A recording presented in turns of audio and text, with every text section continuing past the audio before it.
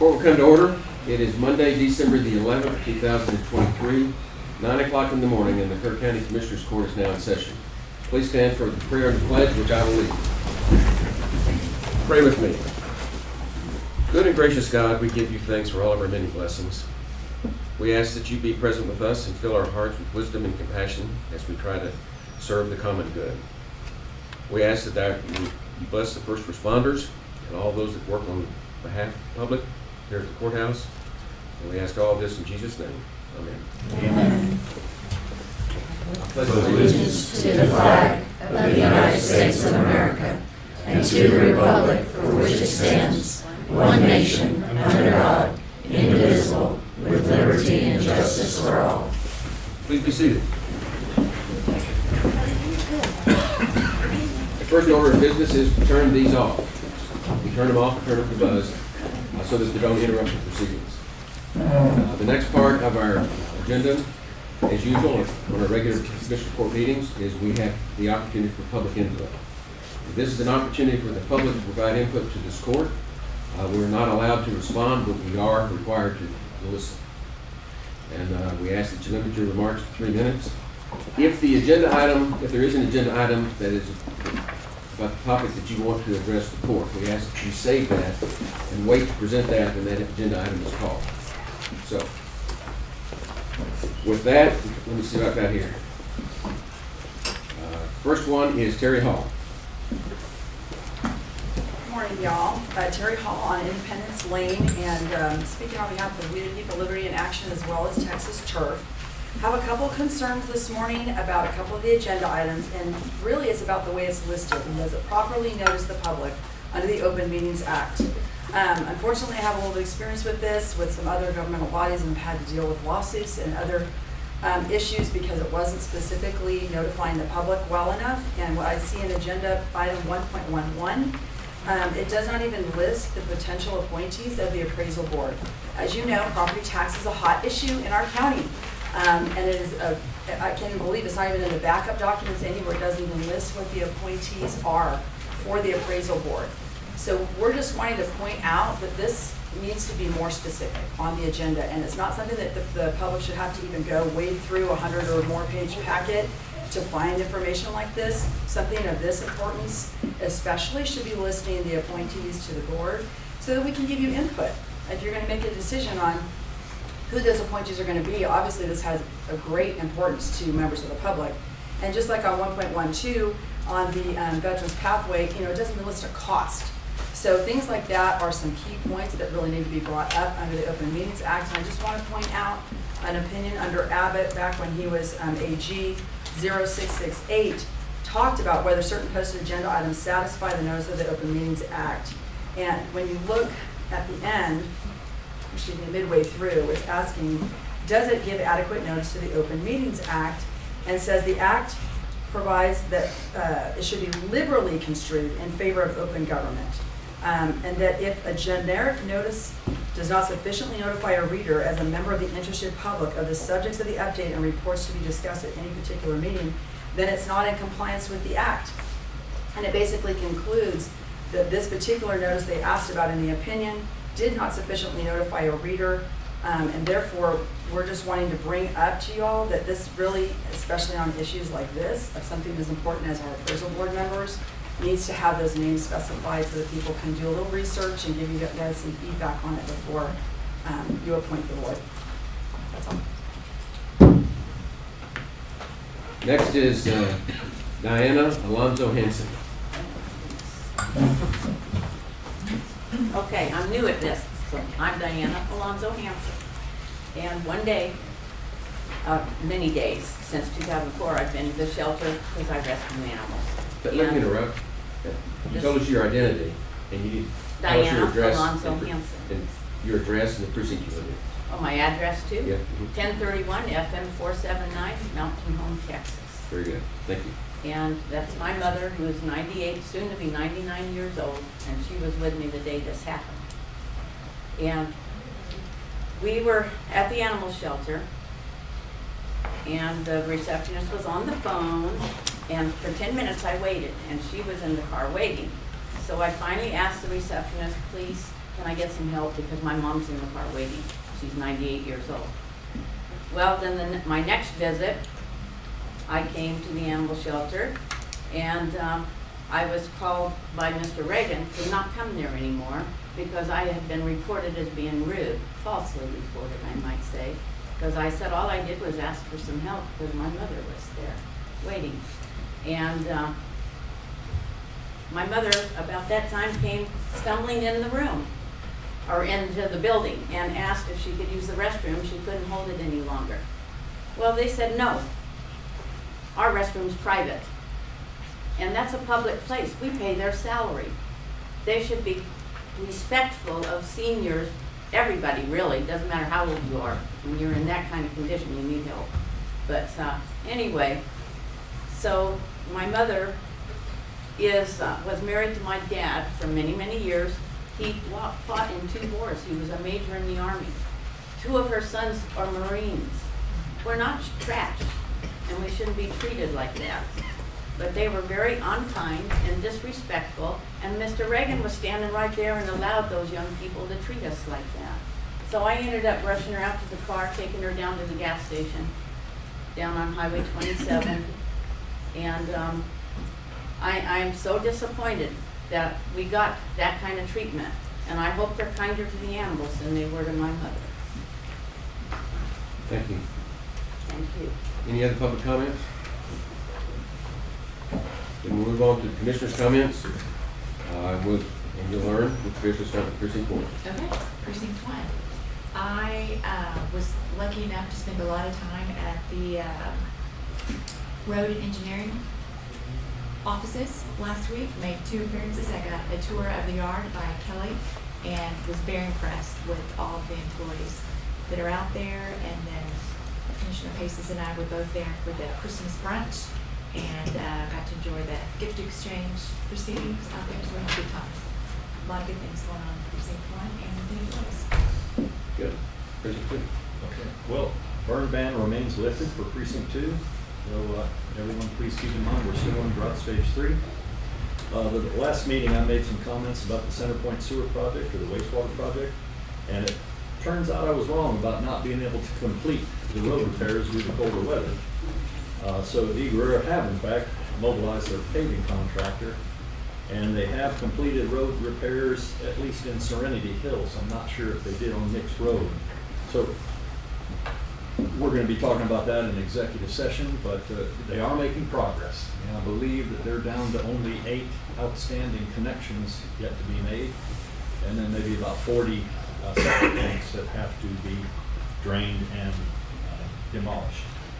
So it's been painful. They are behind by 400 days on phase 2 and 551 days on phase 3. So we're all anxious for final completion. And once again, I'll point out that if you have a claim to make for damages or warranty issues, contact Grant Works Rosie Daly at 512-957-1465 between 8 and 4 p.m. on weekdays. Only other comment is, I also mentioned we had an agenda item to talk about PIDs. And there's, just a couple things to report. We did receive a copy of Kerrville's Public Improvement District policy, which was quite helpful, and I appreciate they're paying attention to what we're talking about and sharing some information.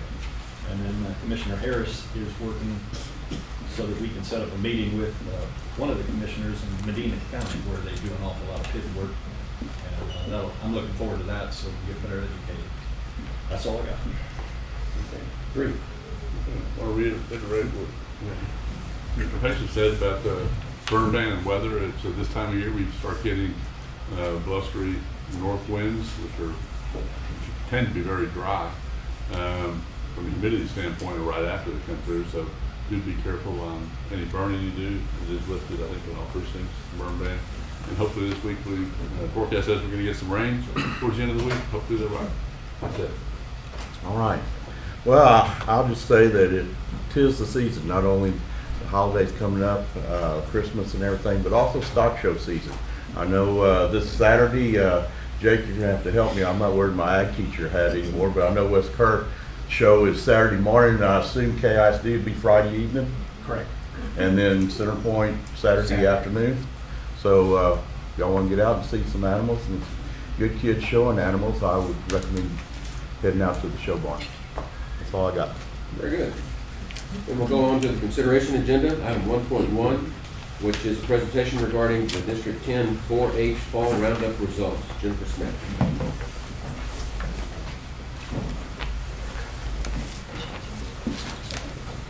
Good morning. My name is Jennifer Smith. I'm the Kerr County 4-H agent, and we are here today to recognize our youth that participated in the District 10 4-H Fall Roundup, which was the last week of November. Excuse me, just a minute. Yes. Come on in. Come on in. Don't stand out there in the hallway. Come on up here. Come on up close to the front. Come up where we can see you. Face us. And now, There you face go. back. Yeah. This way. Chinese fire drill. Bring it on. Don't be afraid, it's not like that. Okay, stand up and talk back to your Well,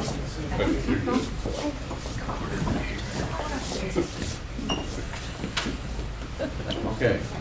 Now, please Okay. proceed. I'm sorry to interrupt. No, you're fine.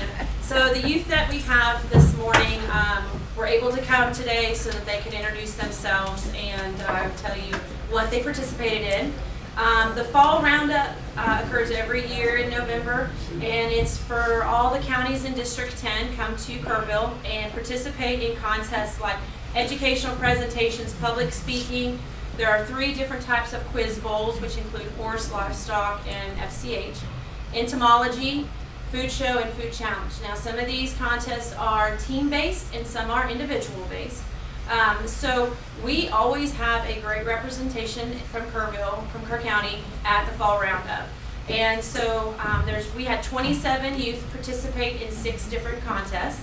And so we are very proud of them. They all work really hard. They practice, especially like the food challenge and the educational presentation. They always come and practice at the office, so it's great to be able to watch them grow and how they are able to present and talk to others. And in these contests, a lot of them, they have to go before judges and answer questions, talk about nutritional facts. They may have to answer questions on their presentations. They never know what questions they're going to get. So for them to be prepared to be able to answer those questions, that is a great skill for them to have.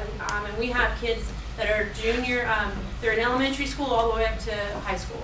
So we are very proud of them. And I would like for them to come up and introduce themselves and just tell what contests they participated in. And then if we could get a picture at the end, that'd be great.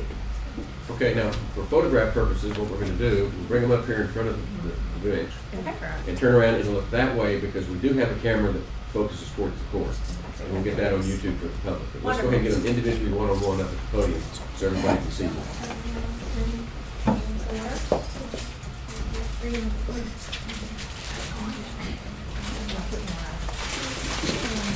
I'm Renly Fiddler, and I got second place in food challenge, and I was on a team with Maddie. Okay, when you finish, come on up here. Just wait up here. I'm Madeline Hall, and I did food challenge, horse quiz bowl, and educational presentation with my brother Samuel. We placed second. We did a presentation on AI in the STEM category, and then I got second with food challenge. Come on up to the bench here. I'm Samuel Hall. I did food show. I placed second in that, and then education presentation at Madeline. We placed second, and then I also did horse quiz bowl. Thank you. Next. I'm Jonathan Hall, and I did educational presentation and food challenge, and I got first in educational presentation. I'm Rainy Fiddler, and I did food show and food challenge, and I did place.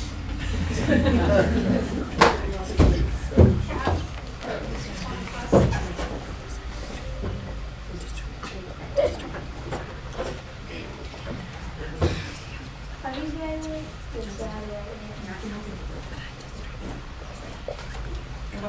So I was in educational presentation. Oh, my name's Brandon Edwards. I was in educational presentation, entomology, food show and educational presentation. And then he got first in food show and educational presentation. And you did food challenge. Did you do food challenge? Oh yes, and I did food challenge. Food challenge too. You did a lot of content. Very good.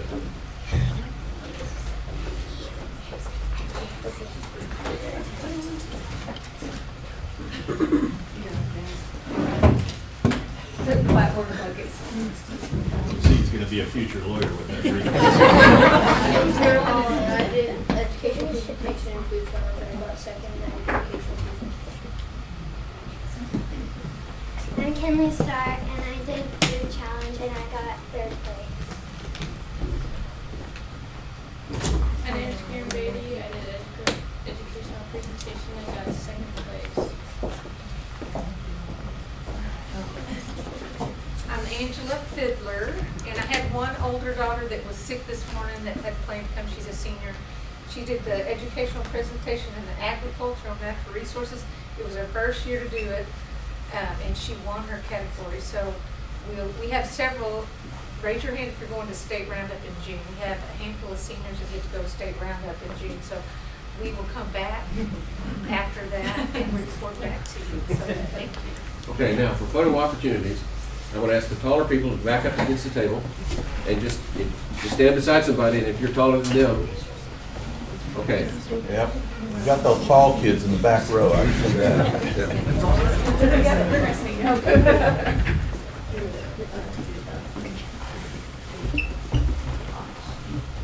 Hey, everybody, look here and smile. 1, 2, 3. And 1, 2, 3. Big smiles, chins up. Look proud. Okay, 1, 2, 3. Very nice. Keep smiling. Yeah, keep smiling.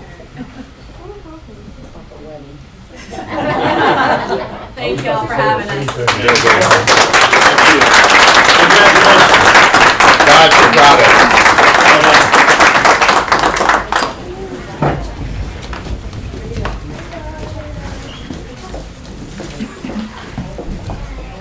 Okay, the next item on the agenda is 1.2.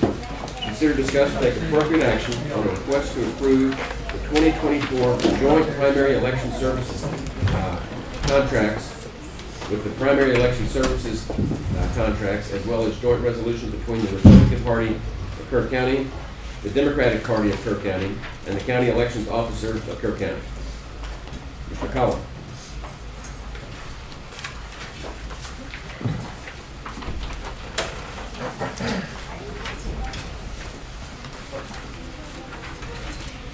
Good morning, Commissioners. Hope you're all doing well. What I have in front of you is, as was just stated, the joint primary election services contract, the primary election services contract, as well as the joint resolution between the Republican Party as well as the Democratic Party of Kerr County. These are contracts that need to be signed prior to every election, and this is essentially just what's needed to keep everything running smoothly. These have been looked over by our county attorney. Said everything was just swell with them. They are forms that are found on the Secretary of State's website as well. So it's nothing that we drew up. It is all from the Secretary of State. Any questions or anything like that? Yeah, I didn't see Exhibit A, which referred to in the contract. That's the cost estimate. There might not be one present. I would have to. Yes, I don't believe there was. We're not ready. Yeah, it is not ready yet. I apologize. So that will need to be attached to the contract if we're going to execute it. So whatever we do today will be subject to review as Exhibit A. Yes, sir. That sounds about right.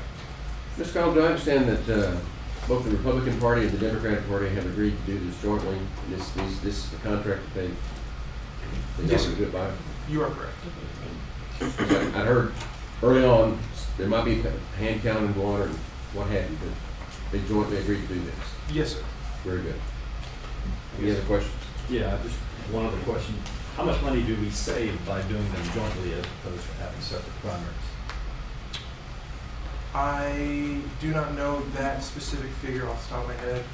Bob, would you, perchance know? I apologize for dragging up here. No, that's fine. The cost difference is very minimal, if any, between separate, because in the past, we have held them at the same locations. It was just separate primaries. This year, the two-party chairs have met with Mr. Cullum and decided to do a joint primary, so the cost difference is very minimal. As far as the cost anticipation, that will be left up to the state parties and working with the two county chairs.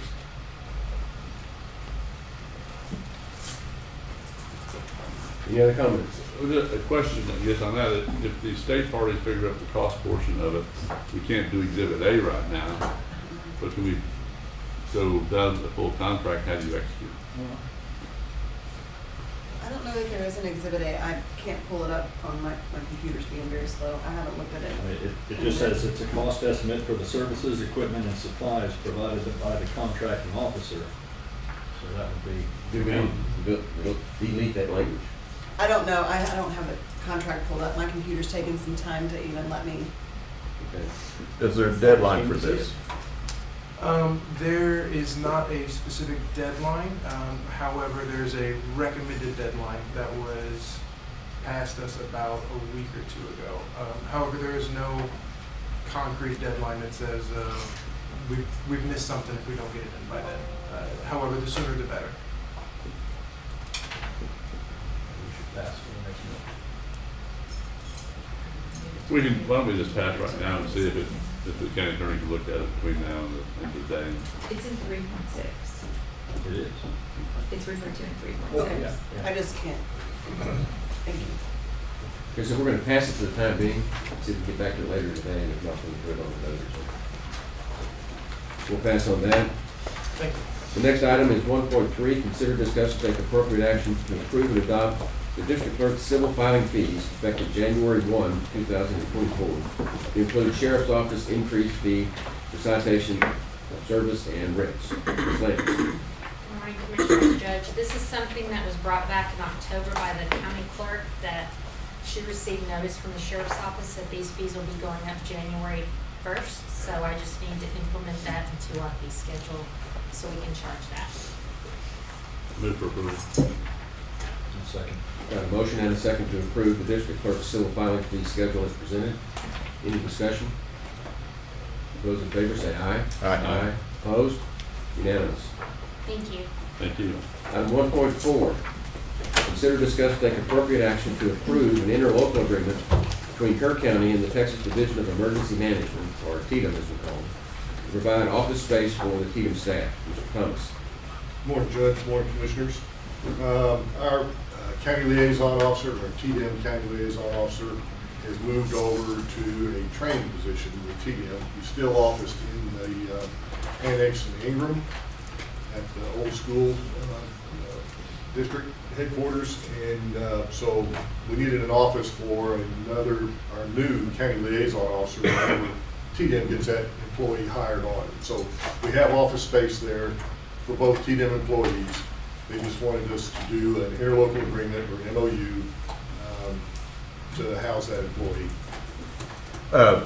Sheriff Letha, I assume that this extra space, you'll be giving up some that we initially earmarked for you, Correct. and you don't have a problem with that? We have plenty out there. Okay, Yeah, Chief Lalonde and Captain Crow went out there and looked at it. Great. And found a space for him. And Ms. Stebbins has looked at the interlocal agreement. She has no problems with it. I move for approval. Second. Second. Has the county attorney reviewed? Yes. So we've got a motion and a second to approve the contract as presented with TDEM for an interlocal agreement or MOU, whichever. Any other discussion? Those in favor say aye. Aye. Go ahead. Well, just to throw it out as a question, doesn't matter to me, but we also have office space available right over here in the old PDO office, so I don't know if they looked at that. Well, we're trying to work up a plan Yeah. on the PDO. I think you're okay. Well, I mean, I'm happy. And one of them's already housed out there. Yeah, that's fine. I'm just saying. Doesn't need to.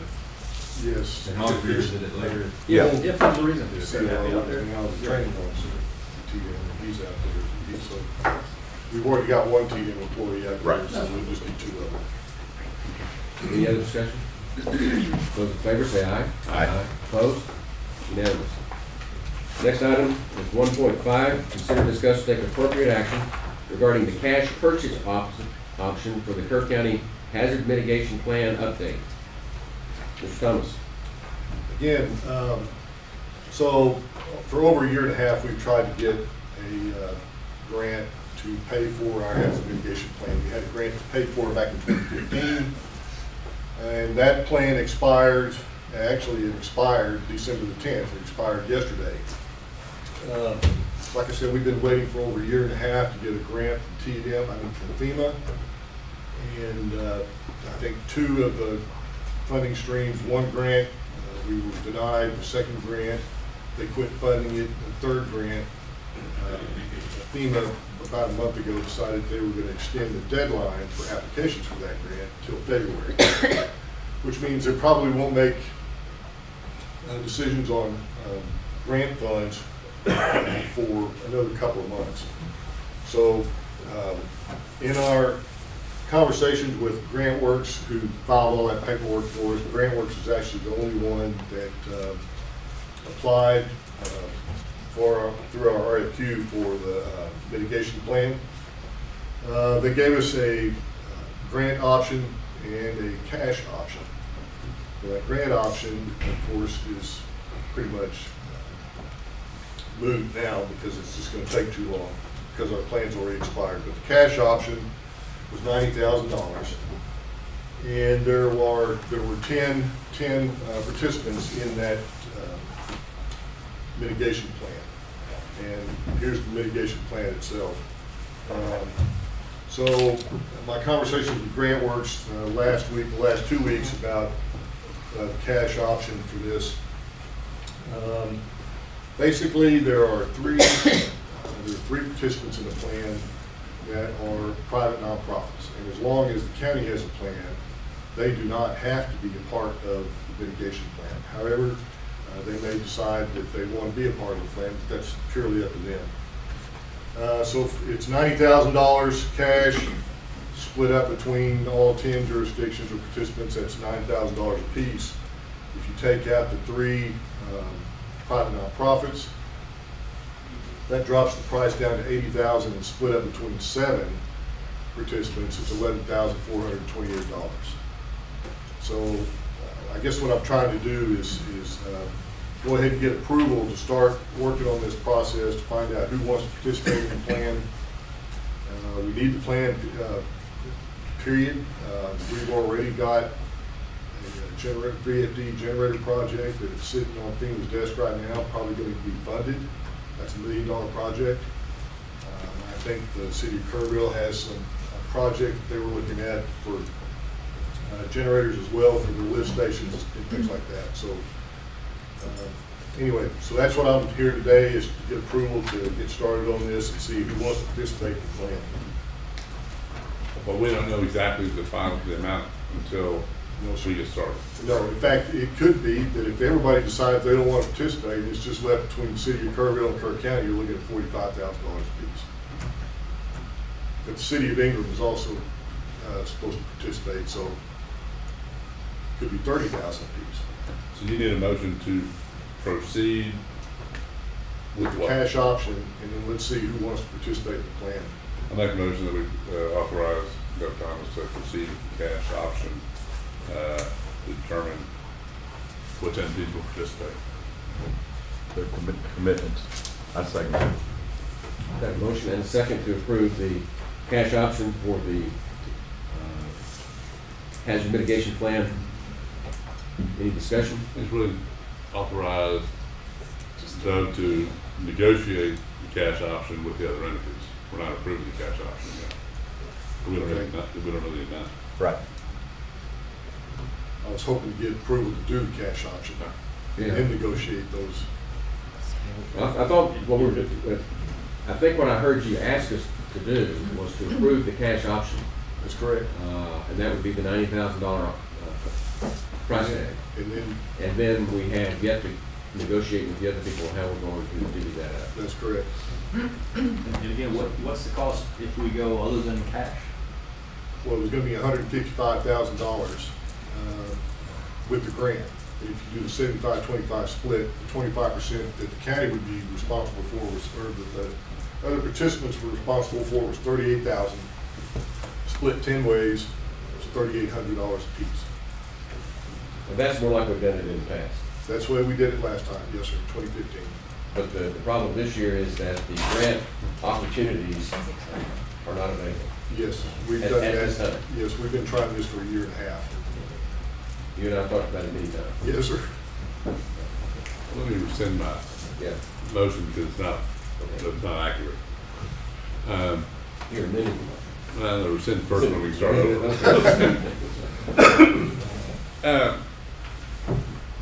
Do we know the city of Kerr was going to participate? I mean, I hate for us to approve 90,000 and then. Yeah, it's not a very good bargaining position. Yeah. Well, you have to spend money to get money, I guess, we gotta look at it, but, If you're sitting in another Make a group, motion that we only commit to a maximum of 45,000. Well- Assumption that at least Kerr will participate. Well, then take them one. I mean, it seems Yeah. that, I understand what you're trying to do, Yeah. Doug, and I support that, but I'm just trying to, I don't want us to be stuck with the whole thing. If we authorize 90,000. you know what, if we're Let's back stuck up a with the minute. whole thing, we're stuck with it because we need the plan. We've got $1 million project waiting on this. That's what, I want to back the train up a little bit and explain to the people that if we don't have the plan, that we don't get to participate in TDM grants. That's correct. So, and we've got 1 million of TDM grants on the books right now that, for all practical purposes, look like they're going to be approved. I think they're gonna fund it, yes, sir. And we don't want to lose that. And I believe I believe the county engineer's got some projects he wants to fund Right. as well. On the But agenda. you have to have a mitigation plan for it. And the city of San Antonio is in a similar position. I'm sitting at San Antonio, Kerr. Kerrville. They've got Yeah, I mean, they'll projects over. they'll participate, I'm sure. So for, as a local government, if you don't participate with if your mitigation has a mitigation plan, you don't get grants. We're, It's state. That's their incentive to participate. Yes. They'll be the same. They'll, we are, I mean, they I'm don't. confident gotcha. City Kerr will. Some of the others, who knows? Doesn't a salesperson who's Where's sell the- everybody? This is not budgeted, I think. So what line item, if we're gonna authorize $90,000, up to $90,000, we need to know where line item it's gonna come out of. As I look at the county auditor, professionals, it's not really professional services, contingency. It would almost have to be contingency at this point. Yeah, I make a motion to authorize to proceed with the cash option with any funds required to come out of, your county contingency fund. So there's a motion, I'll second the motion. and we've got a second. Any discussion? I just hate this from a negotiating standpoint. But they have to have. Here's our cards. You want that? But they have to have it too. City needs it, I'm not worried about it. Yeah, but The there'll be other, another one. The only other ones that you thought might back out would be the nonprofits, right? those three nonprofits are Shriner University, Peterson Regional, Peterson Health, and UGRA. That would back out in there? No, I don't think they will. They may have the right to, but I don't think they will. I don't, yeah, okay. I mean, I have no idea until I talk to them. We're trying to get a Zoom call with all of those So the folks to total talk to that could them. go in are 10, There's 10, yes, ma'am. 10. So low amounts, 9,000. And Doug, I guess the reality is for each separate entity, there would be a separate mitigation plan because they have different hazards? Well, Correct or not correct? each one of the participants has to address all 15 hazards. The 15 natural hazards that FEMA has, and they range from, hurricane to fire to flood, erosion, all types of things. So some of those might not need to address that particular hazard, and they I can. mean, one big generic countywide plan probably doesn't address specific enough for, say, Kerrville or maybe even England. That's correct. Or Everybody Shriner has, University. and we have to, we get to identify mitigation projects that we can put in the plan, and later on, if we decide that we need to get a mitigation grant for, say, repair repairs on the dam or something. If that's already identified in the plan, then FEMA gets to see that, and it puts a lot more weight to our application. I mean, we need to do it, I agree. And I think at the end of these, sort of the majority are gonna do it. I think you're right. Well, just remember that if they don't participate in the plan, they don't qualify for TDM grants.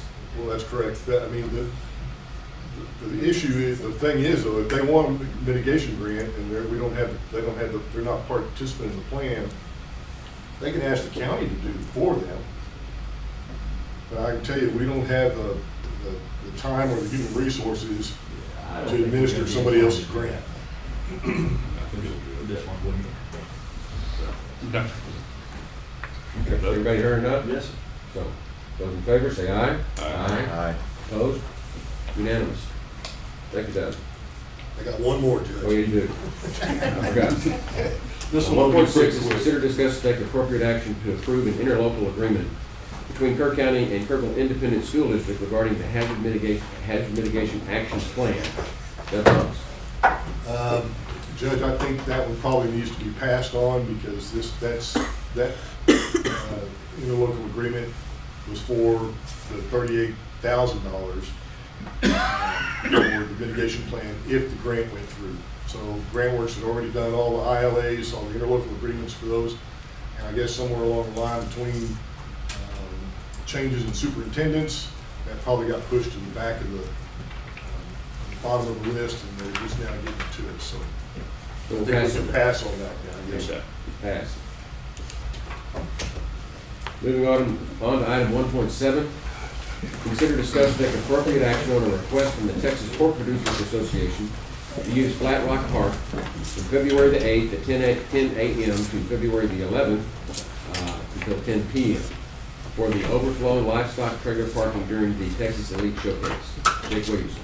Good morning, Your Honor, Court. Here today for our annual request to use Flat Rock Park for that overflow trailer.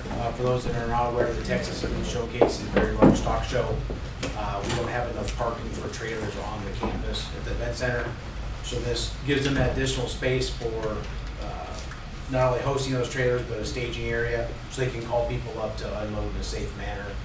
It's worked very great the last 4 or 5 years. We'd like to keep that going if possible. I move for approval. This is something we do each year. That's it. We've got a motion and a second to approve the Texas Pork Producers Association Texas Elite Showcase use of Flat Rock Park as I had before. It will be from February 8th to February 11th, 10 a.m. to 10 p.m. Any other discussion? Those in favor say aye. Aye. Opposed? Unanimous. Item 1.8. Presentation of the FY 22-23 Hill Country Youth Event Center Annual Report. Jake Williams. Thank you.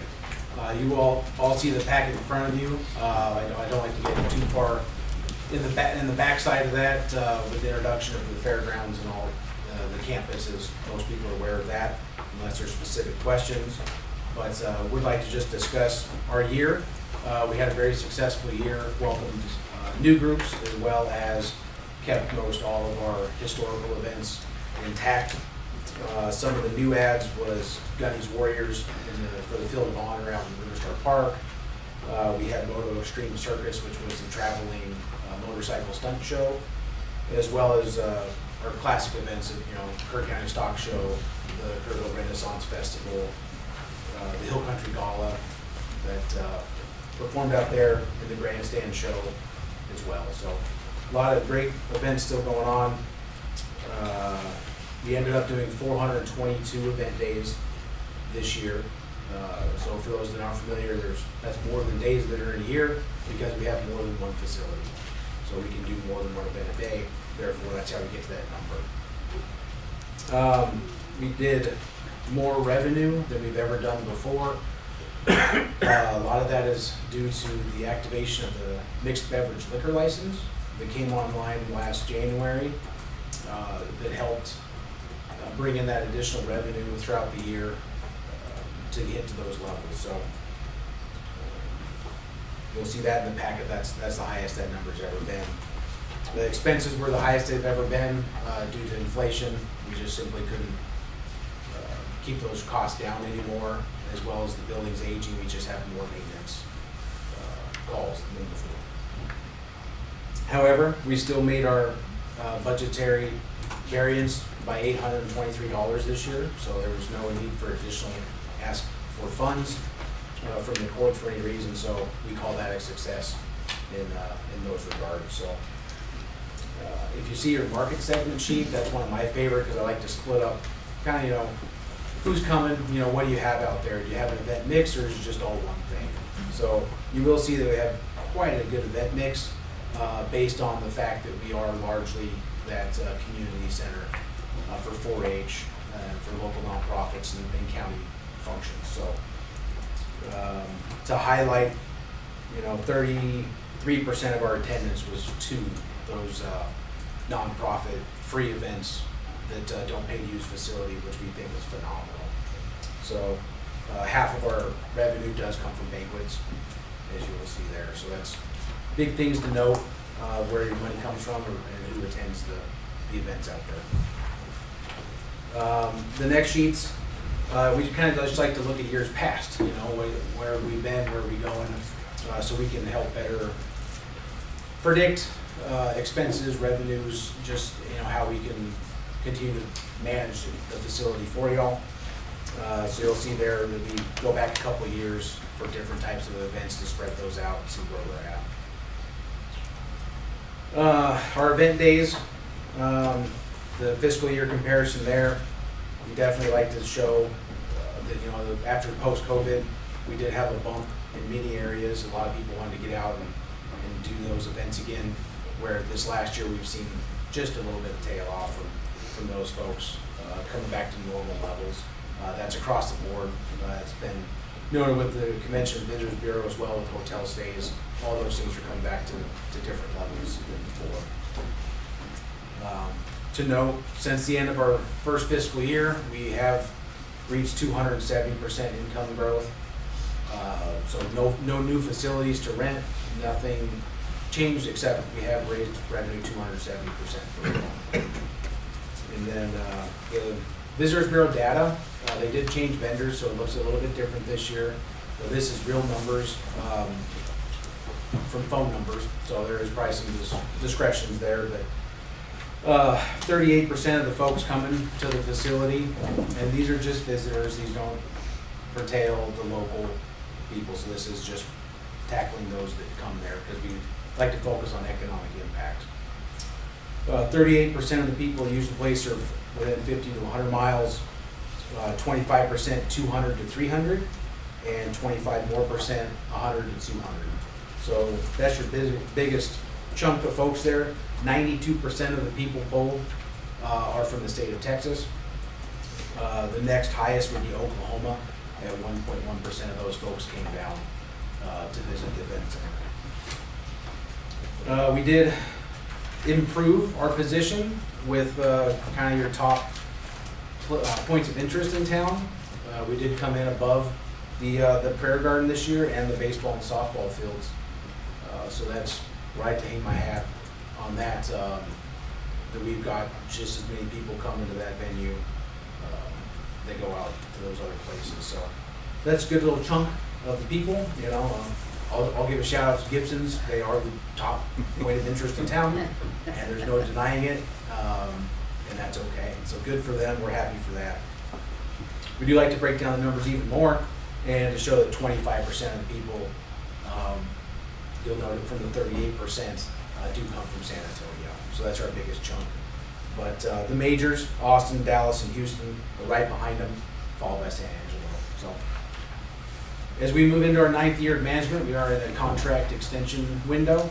So we are looking to work on that throughout the next fiscal year, as well as we're continuing to identify what to be done with the indoor arena that has been on hold since the bond did not pass. So that facility remains derelict for no better term. We are trying to work on more capital improvement projects. We have earmarked the highway marquee, a very important step for something that needs renovation. Riverstar Park is due for some maintenance projects. We are revamping the entrance due to 4-H adding a chicken coop area and stuff, so it'll all be good. It's all gonna work out great and look real well. And beyond that, we do have, it was brought up, we have had quite a few calls that people do miss the fair. We don't know the level to which they miss the fair. We've just gotten a good amount of calls, enough to make it something where we need to look into if we can find somebody to restart that nonprofit or find some alternative means of possibly bringing the fair back in full capacity or some sort of augmented capacity. So that's what we're looking at for this year, as opposed, and just we're taking care of all the groups that are coming out there. We just had a very large holiday party that was very well attended. Had a great time, and we're looking forward to the stock show season. It's hitting us in the mouth here this weekend and on from there. I have a question for you. On this page right here, when you said the number of events was 422 this year, what's the 156 in parentheses? That's paid.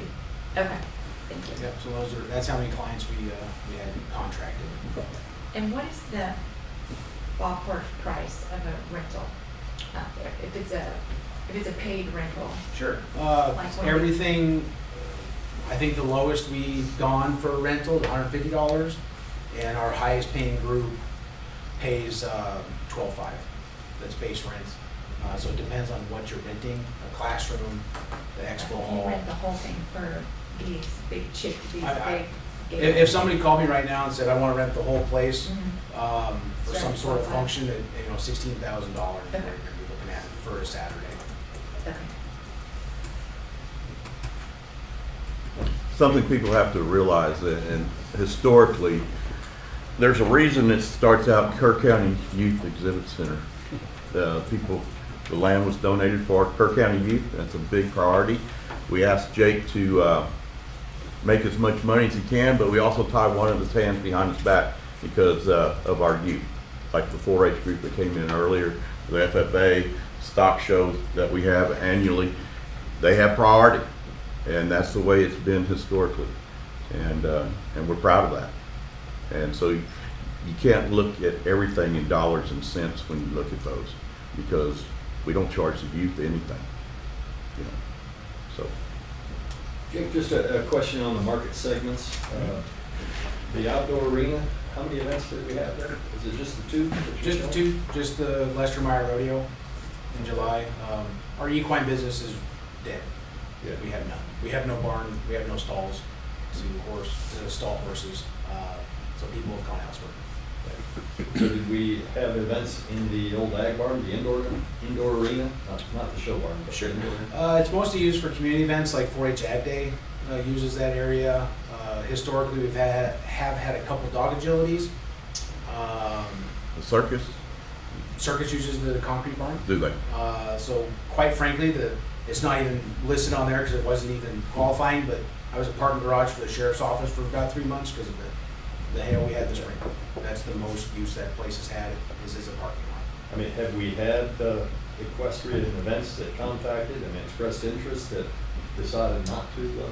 Not to in use years. facilities? Not in years. We used to have a barrel racing group, but they've moved on, and they are in Utopia now, historically. And most of the equine has gone to dripping springs.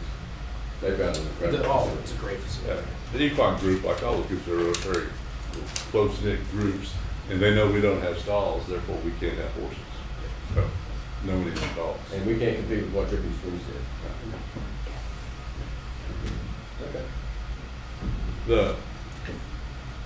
I don't see it happening, but the original plan was to cover the outdoor arena and have stalls and try to increase that event, and then that was just basically show. That was cool.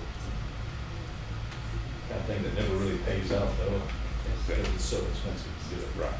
And it doesn't have a whole lot of community use, so that's kind of. Especially when we have the event center and the show barn that are great facilities. Yeah. I would only just say that I think Gibson's probably benefits from the Hill Country Youth Event Center, and that's buried in their statistics. Anybody comes to the event center, they hear about Gibson's and go there to get the missing bolts or boots or whatever they need. My granddaughters in 1st and 3rd grade, that's where they have to go when they come visit. Yeah. So everybody enjoys it. That's all good. Okay, Good. yeah. Do we need to accept this report? It was just a presentation. Very good, so that's just information. We probably should, 'cause I believe y'all are required to submit it. We submit the next line item, or the next item. Yeah. It's The incentive, but we don't have to submit aren't required to submit an annual report to us. I think you are. I would recommend that we, Well, just. I'll make a motion to I'll second. accept the annual report as presented. Got a motion and a second? Okay. Any other discussion? Those in favor say aye. Aye. Opposed? Unanimous. Moving on to the next item, 1.9, consider, discuss, and take appropriate action for awarding qualitative incentives per the contract with Global Spectrum. I'll send out Oakview Group. That's for FY 22-23. Jake Williamson. Well, Jake and I are both on this, and this is incentives. There's 5 different areas where we can give as much as $3,000 incentive here. And I've gone over it, and this is, I went over it with Commissioner Letts as well. He was the past liaison out here, and he invited me to sit in last year when he went through this with Jake, and I asked him to go over it with me one more time, and we both came in agreement. The first category is results of customer service scores, and we both felt that Jake does an outstanding job, and we wanted to give all $3,000 available in that category. The second one is quality of food and beverage. This is one that we think it's doing very good, but we didn't start doing the beverage part, the drinks, till January of this year. So we recommend half of it, $1,500 incentive towards that. Repairs and maintenance, the building is getting older and what have you, and we're getting a few more dings there that we need to keep on top of. Jake does a good job of that, and we said $2,500 in that category. Creative sales and marketing, again, Jake does a good job with that, and we said $2,500 there out of the $3,000. And then the last one was control of operating expenses, and we think he does an excellent job there, and we recommended all $3,000. So out of the $15,000 available, that totals up $12,500. And so it's my recommendation, and I move that we give the incentives as I laid out, that come to a total of $12,500. Second. So we got a motion and a second to approve the payment of the qualitative incentives as presented for a total of $12,500. I guess my only question is, that money goes to the Oakview Group, and then you guys distribute it however you want, or how does that work? Sure. So part of the contract, you guys contracted us for a flat management fee. So that's what you pay annually, and then the incentives are on top of that. Yeah. You know, check and balance. You know, keeps us on our game. That goes right to the Oakview Group. And I guess I was trying to understand whether it stays amongst the people that are out there working, like yourself and your team. No. It doesn't. But indirectly, if we give a bad review, he may not get as much of a, yeah, I would, it's an indirect. Yeah, I prefer if somehow Okay. all that Well, of money course, stayed right, locally. yeah. I don't know if we can address that in a future Yeah, contract, but. that's a good point. But it will be coming up, though. You know, as he stated earlier, we have an opportunity to extend the contract here, and that'll be coming up in due time. And these funds are already budgeted. They're already incorporated in the contract. Yeah. Like I said, I just wanted to understand if it stayed within the people that are out there working. Good question. Day in, day out, and I think it should. Mhm. Okay. Any other discussion? Those in favor say aye. Aye. Opposed? Unanimous. Thank you, Jake. The last item before the break is item 1.10. Consider, discuss, take appropriate action to investigate the possibilities and opportunities to participate in a matching grant with the Alamo Area Council of Governments for the Texas Department of Transportation Services Expansion Project for public transportation in the area. I put this on the agenda 2 weeks ago. Mayor Abner and I met with Sean Scott, who is the head of transportation services at ACOG, which is, of which we're a member, it's 13 counties. And all rural transportation expansion grants are handled through TxDOT. TxDOT gets all the money. And then TxDOT decides how much money they're going to give the various local COGs, the councils of government. And the COG, our COG, ACOG, the Alamo Area COG, has done a very successful transportation expansion program in Atascosa County and in Wilson County. And they had targeted this year Guadalupe County, was another fast-growing county, and Kerr County. They actually underwrote the expansion that went into Comal County. And Comal now has their own independent ability to contract with TxDOT for grants, not through ACOG. They have to do their own transportation plan. But this is an opportunity to have public transportation in Kerr County. And what Sean talked to us about, he made a presentation. All I'm asking here is that we have the opportunity to bring him back and talk to everybody, talk to the entire court and even the public about what might be available. These matching grants are 50-50 grants. ACOG pays 50%, and then the participating local governments would pay 50%, which in our case would be, we'd split it with the city. So it'd be 25, 25, and 50. A lot of people don't know that ACOG has an office here over at ART, the Alamo Rapid Transit office, which is cat corner across from Buzzards. And believe it or not, they run over 500 trips a month right now at no expense to the county. That's all funding through ACOG. And what they're proposing is to come in and expand that service to run 5 additional routes. 5 routes, regular routes, and 2 round trips to San Antonio a day. So that would be a massive increase in what the public transportation is available to have 5 established routes. These routes would include being able to commute to Bandera and Fredericksburg to bring our workforce back and forth. And so this is just an opportunity to be presented. And they asked me if we were interested to send a letter of interest, which I did, and it's attached to the information. And the city is very excited about it. I met with Dalton Rice. They want to take a look at it.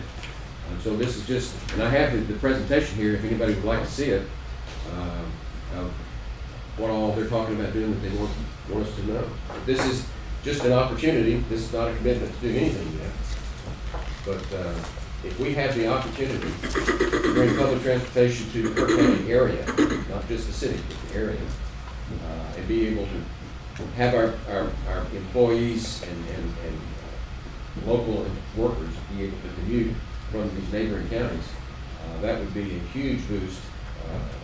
And one of the reasons that they're not living here is because of the affordable housing problem. This would give them a chance to be able to commute and make it more affordable for them to work here. Is the drop-off side in Kerr County would be their offices? Is that the pickup place? Well, that would become the terminal. That would be the terminal. But there would be 5 set routes, is what he's proposed. And of course, when somebody makes a pitch to you like this, you always want to know what's it going to cost. And he says that he can do it for just a little over $800,000. And so the mayor and I stood there and said, so you're saying that for $200,000 from the city and $200,000 from the county, we can have this public transportation system? And he nodded his head and said yes. And I wanted to come talk to us about it to see if that's something that we really want to do or not. As long as it's not any commitments in it, because I'd like to find a lot more. And look at that, what you have there, you know. And it wouldn't be a city route. It'd be. It's an ART route, ART. Right. It's Alamo Rapid Transit, or Regional Transit, not Rapid, Regional. And just like you see the ART bus around town. Yeah. I'd like to know more about how many people utilize that service. Yeah. Well, we're doing 500 trips a month right now. And what's their capacity? It's a bus. It's pretty long drive. Well, it'd be a number of buses. Yeah. 50 buses. I think it's certainly worth taking the next step and seeing what they have to offer and what the cost is and how many it is used. I know it is used and it's needed. with a lot of the elderly population especially, who rely on it, but, you know. you gotta If we had an figure out idea the of cost how many people would use it, I'd see a bus going up and down the road with 3 people, wouldn't it? You know? Well, and one of of it. the things, Gibson's on the route. Yeah. one of the things that I thought was attractive about it is this would be working with a local area council of government. We're not having to go through the office of the governor, we're not having to go through the federal bureaucracy. This is a local partnership to try to improve public transportation in rural areas. Have they done any surveys or anything to determine the need? I mean, they picture a He's cat got some house. information on that. That'd be- I will tell you, when we did the I-10 corridor study, the central section of I-10, which is from Seguin to Arizona, and when I worked on that, this area is projected to be one of the most rapidly growing areas in the state of Texas. This hill country area. So what I was trying to do was to bring it to y'all's attention and get approval to explore this, having set up a workshop and be able to answer the questions and see is this something that we want to do or not. So I make a motion that we explore this possibility. I'll second that motion. I think we should explore it. Any discussion? Those in favor say aye. Aye. Opposed? Unanimous. And with that, we are on time to take our morning break. Well, yeah, we'll take a morning break for 5 minutes, then we'll come back and talk about 111. I get stiff sitting.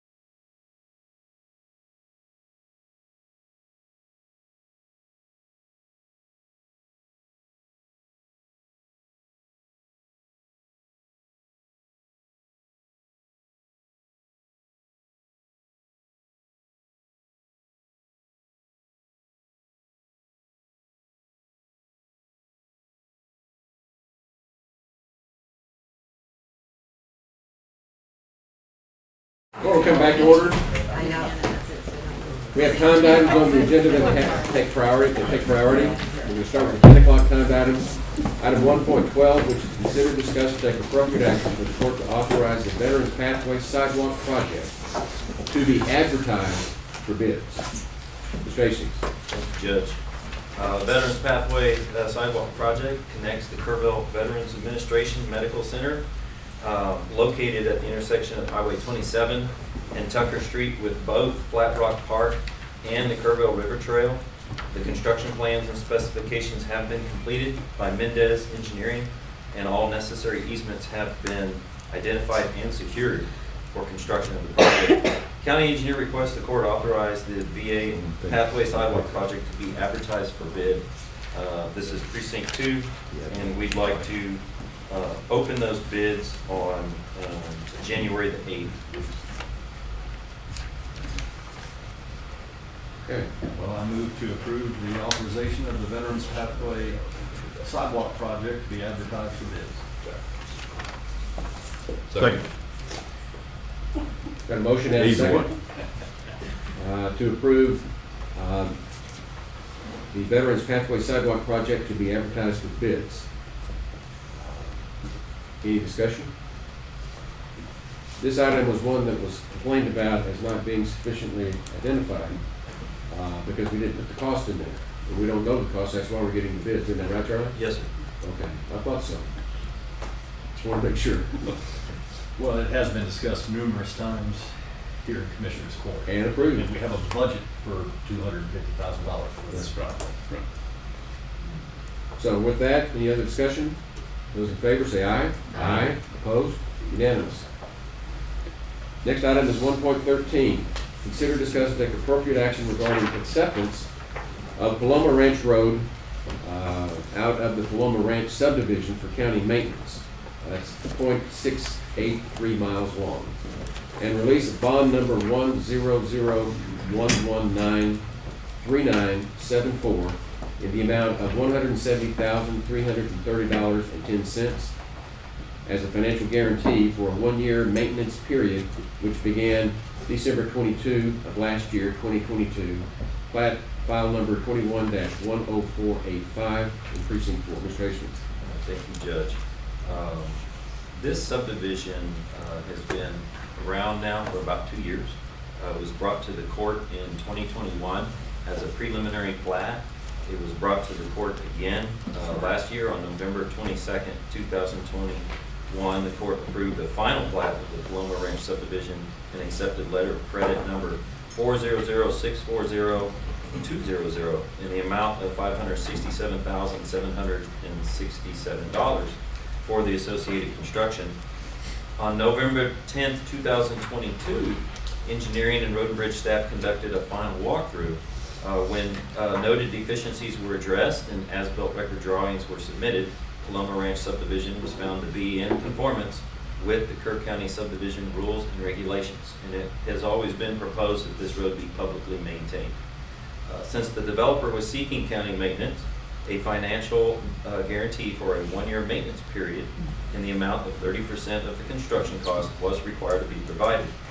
On December 12, 2022, the court approved reducing letter of credit number 400640200 to $170,330.10 in order to provide a financial guarantee for a one-year maintenance period.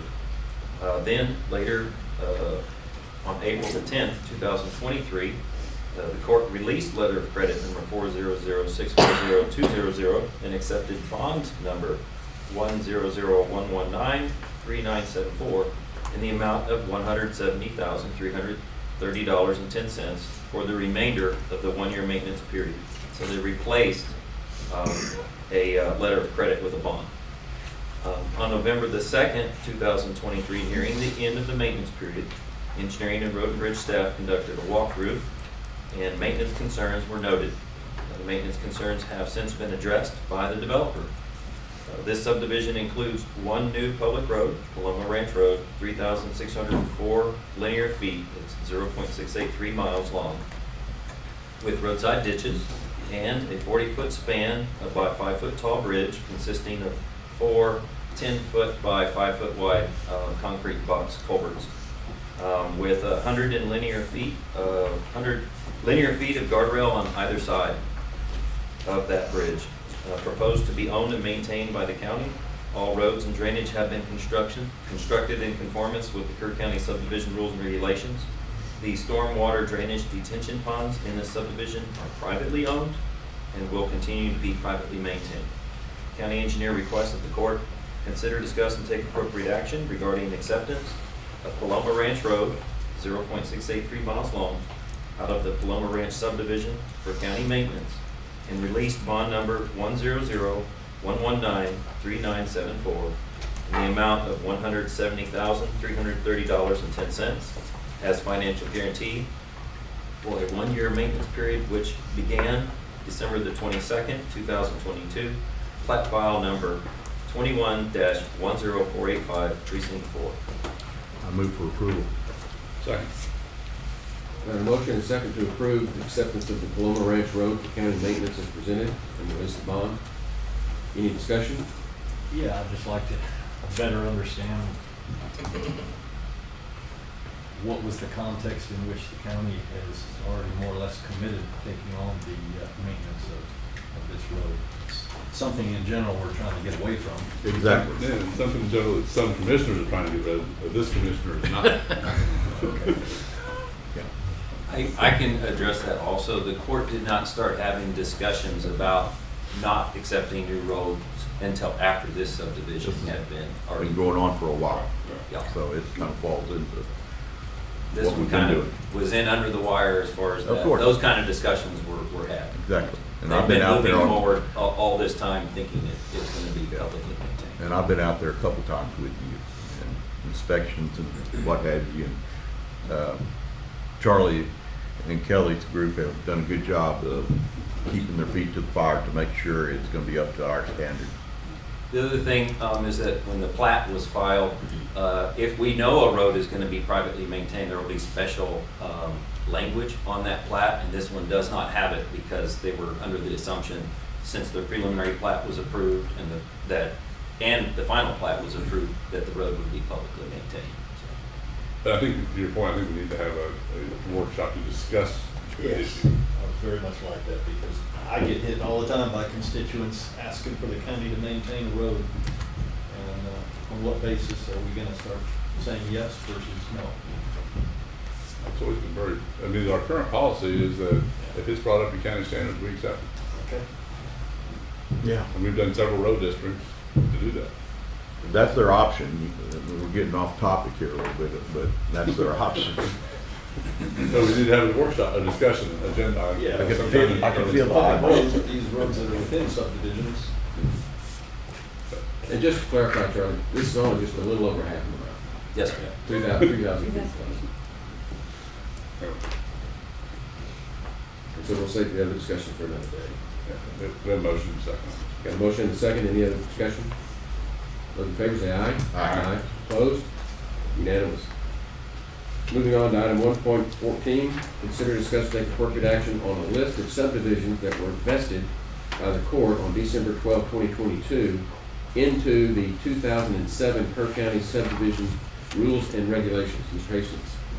Thank you, Judge. A year ago, I brought a list of subdivisions. That list is before you again. I marked through, lined through the subdivisions that have been platted since then. They're not on the list anymore now, and you can see the date associated with that. The latest one being Yellow Roses Estates, which was done November the 13th. And the earliest one, 4L Estates, which was January the 9th. So, and everything in between. So the four that are left are Colton Bridge. That's about 1,800 acres, 7 lots. The smallest lot's 160 acres. They're proposed private roads. That's in precinct 3. Hirsch Ranch, 2,500 acres, 2 lots. The smallest lot, 948 acres. That's a proposed private road. And that road has been built.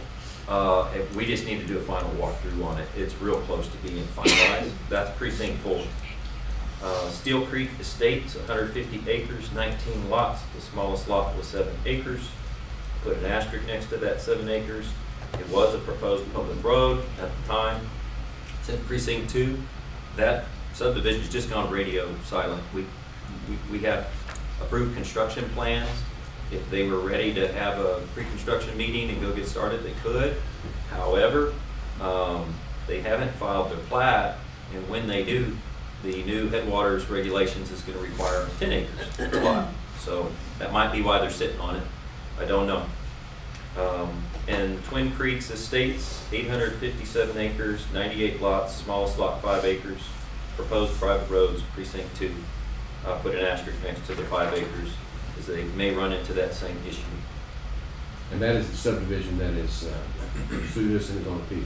That is correct.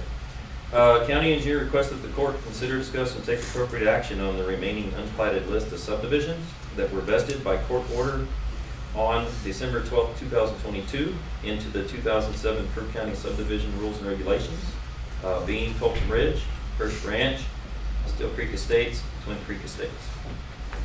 Charlie, I guess my question is specific to Steel Creek Estates.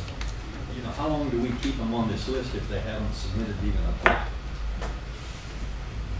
I don't know. You know, at what point do we just say, okay, you're subject to whatever the new regulations are at the time you submit a plat? And they had submitted a preliminary plat. They submitted a final plat. We had review comments. They haven't sent comments back on that. When was the last time you had communication with them? I will have to look that up. It's been a while, but I can give a quarter report on that. I mean, it seems to me based on what you said, Colton Ridge gone silent, as far as I know. I haven't seen them heard anything from that one. Sounds like Steel Creek's kind of the same thing, and Twin Creeks is kind of in a different category. To me, Hirsch Ranch is the only one that we need to continue with. But it's Yeah, just it's not- almost done, so. And it's, it's good. It's almost done. Yeah, it's small slots, 948 acres. I mean, I'm sure that. that's kind of, Yeah. that makes And so- sense to me, because We recognize that this is the list, and we see most of them have been completed this past year, which is good. We just have a few that haven't. What is it you're asking us to do today? We know, we already have this. Yes, sir. In addition to this, what are you asking us to do? Court asked me to come back in 1 year. Right. And so that's what I'm here for. Yeah. If you look back at the minutes, which I looked at them last week, part of the discussion was that you wanted it to come back in a year, but there was also some discussion that if a developer should, if they want to continue to be vested, they should come and request to continue to be vested. So Right. that was also discussed. And that's the process, the procedure that I would recommend, is we take no further action on this list. We don't ratify anything, we don't say anything, we just leave it the way it is and see if they come in. We've got one of them that sued us and we want it to drop our level, but we're still having to deal with them on appeal. I don't know if they're coming back or not. You'd think they're gonna have to do something. We've got one that's not doing anything, and I just let them go. but I mean, I think we're saying the same thing. I think we are. But it's those two. What's the mechanism to formally let them go? Can we Well- institute a deadline? Yeah, something. Is there- Or ask is them there both to legal come back to the precedent? court and tell us where they're at, what they're planning to do. I think Have to that have a deadline. if they filed their application timely, and the court took action to allow them to stay in the old rules, I think that they would have been under the old rules anyway. But if they filed that application timely, they would have a good argument that those are the rules that apply. Their application, Their plat application. If they find that it's still good, that's what she's saying. but of these, Hirsch Ranch is the only one that's filed, well, Twin Creeks is in their kind of category, Yeah, so this can be decided by the courts. So Hirsch Ranch is the only one that has submitted a final application. Colton Ridge and Steel Creek haven't ever submitted a final application, correct? I'd like to look at Steel Creek to see exactly what I have in the file on that. I do have, I know, a set of approved construction plans. I don't recall exactly what it is we have for the plat. Well, my position is, I would like to just maintain the status quo of what we have. No more, no less. If one of these on the list comes and talks to us, We know that they started under the old rules, and we can work with them that way. If they don't come talk to us, we want this to just basically go off. The two problems are, we've got two of them on there that will not be able to get well permits, or they don't meet the current requirement for well permits. And they're probably gonna have to be replatted anyway. And as far as the replat, I want to take the replat if we can under the new rules. But I don't know if we'll be able to do that. Well, we can do nothing for right now. But at some point, I think, you know, like with Colton Ridge, I mean, I think they ought to be told that, you know, given a time period, you know, that they're going to go under the new rules, which makes sense. I mean, it makes it very difficult for you, Charlie, and for the county to have two sets of rules that we're having to read. We're almost out of it. We're almost out of it, but, and there's maybe two out of this group that are affected. I have no problem passing doing nothing today, but I think maybe we should reach out and say, hey, you know, you have till January 30 to let us know that you're continuing or something like that. I agree with that. I can ask the developers to let us know where are you on this? Yeah, and give us a status update. What do you plan on doing? Yeah, and I would say we intend on maybe having a cutoff date. We've asked, sometimes we've had stuff sit around and we've called the surveyor or the applicant and said, what's going on here? And they said, we're going to withdraw our application. We'll say, send us that in writing. Yeah. So Okay. and that may happen if I ask. Okay. Okay. So we're taking no action today. Status quo is taking no action. Moving on to item 1.15, consider, discuss, take appropriate action for the court to receive an update on the Kerr County Center Point wastewater collection project. We're going to do that in executive session? Yes, please. Okay, so don't hold that over for executive. 1.16, consider, discuss, take appropriate action to select an engineering service provider to complete project applications and implementation for engineering and grant administration services for the flood mitigation assistance grant, the building resilient infrastructure and communities grant, and the hazard mitigation grant program and the flood infrastructure fund. Those are all FMA, BRIC, HMGP, and FIF. Good morning. So we went out for bid for I'm sorry. Qualification. Went out for qualifications for the administrative services and engineering to go out and get these particular grants, as you mentioned. We did receive quite a few proposals. We narrowed it down to 3, conducted interviews on November 29th, and had some amazing proposals, but the committee has decided to go with one, and they have chosen Half Engineering from San Antonio. Can you spell that name? HALFF. Okay, thank you. And it was a universal decision, unanimous. I make a motion that we accept the recommendation of the committee and run the negotiations with Half Engineering for a contract. I'll second. Got a motion and a second, any discussion? Those in favor say aye. Aye. Opposed? Okay, unanimous. Moving on to item 1.17, consider, discuss, and take appropriate action to accept the summary of the annual bids for the road materials that we opened last time, we didn't have a chance to Yes. discuss it.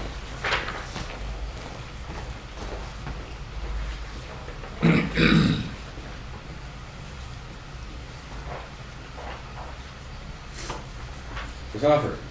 Couple things that I wanted to go over with you, and some of it is information. When it came to the paving aggregates, last year, if you recall, we ran into a problem of bids, and we rebid it. This is the very first page, one of the bidders, first column, we're gonna go over there on Wednesday, because the sizes that we indicated, it doesn't line up with the measurements of the size of the rock. So we're gonna see if there is something there that will work for us. The second column is the company we used several years ago. They produced that dark gray or black rock, trap rock. It's really great rock, but it's really expensive.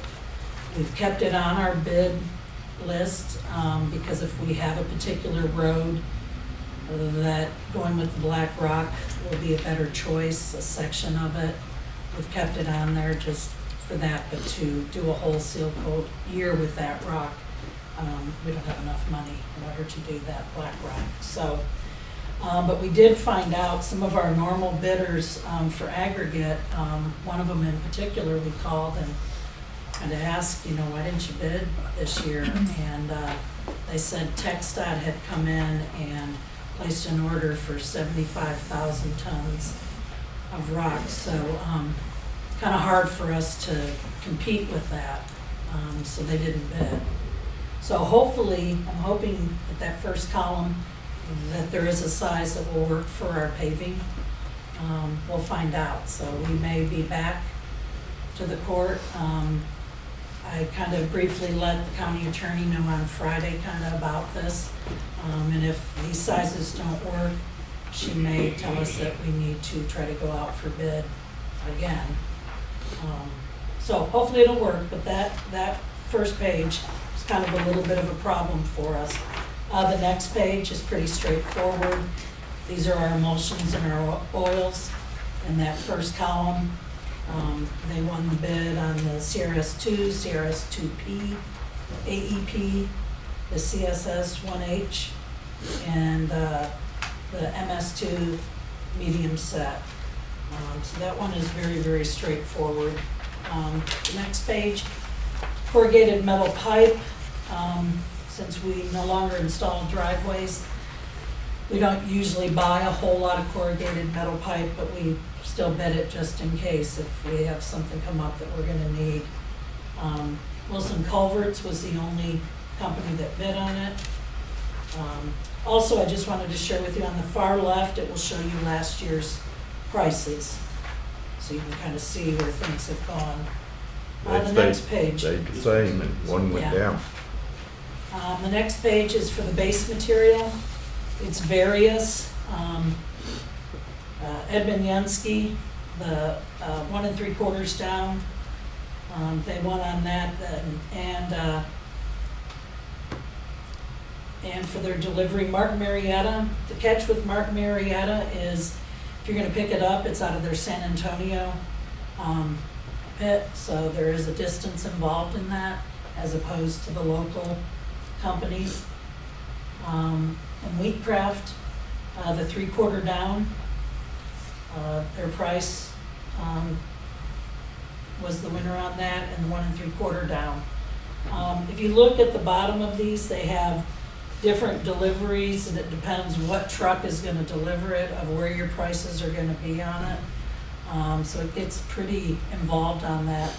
I know in all the years, we've always kind of said, depending on where that project is located, if you're down on the east end of Kerr County, you know, it probably would be Wheatcraft, because they're a little bit closer to where the project, and then Yansky and Alan Keller used to bid on our stuff.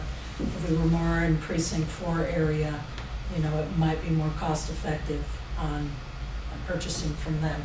So it just kind of depends where your project is and which you're gonna buy on that base. Kelly, so if they don't bid because of the quantity of some of these materials, are we over 50,000 on, like, base material for a year?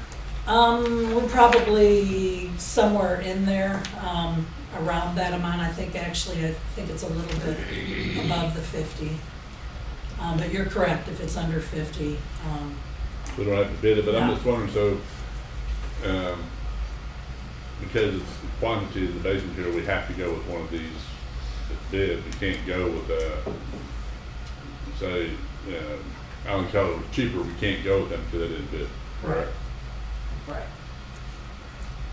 But if you know, I mean, I don't really have the answer. We try to stay on the bid, but if something happens, like we had with one of the local companies, I really don't want to name names, but their rock crusher went down, and so it was like August, and they're like, we're not going to produce any more rock this year. We're like, we have the whole month of August and September still to chip seal, and they were like, well, I don't know what to tell you. And so we went out and we got the additional rock that we needed for that. But we try to stick as close to this as we can. But I do have to say, this is the second year for the crushed rock, the gravel that we use for the seal coat, that there's problems. And it's kind of hard to compete, with the state, that's going to order really, really large quantities. Our quantities are nothing, really, for them. So, the county attorney, going back to the paving aggregates, which is probably buying more than $50,000 worth of that as well. Definitely. If we bid it, and the one bid we received is not sufficient, do you have to rebid it, or can we just go buy it? No, you have to rebid it. We have to keep on rebidding it every time, so we,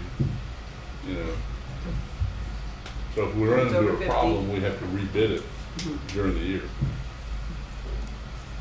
And that takes, it takes That some takes time because you've got to space things out when you put the advertisement in the paper and all of that. So, the paving rock right now, we're finding locations to put, rock in that.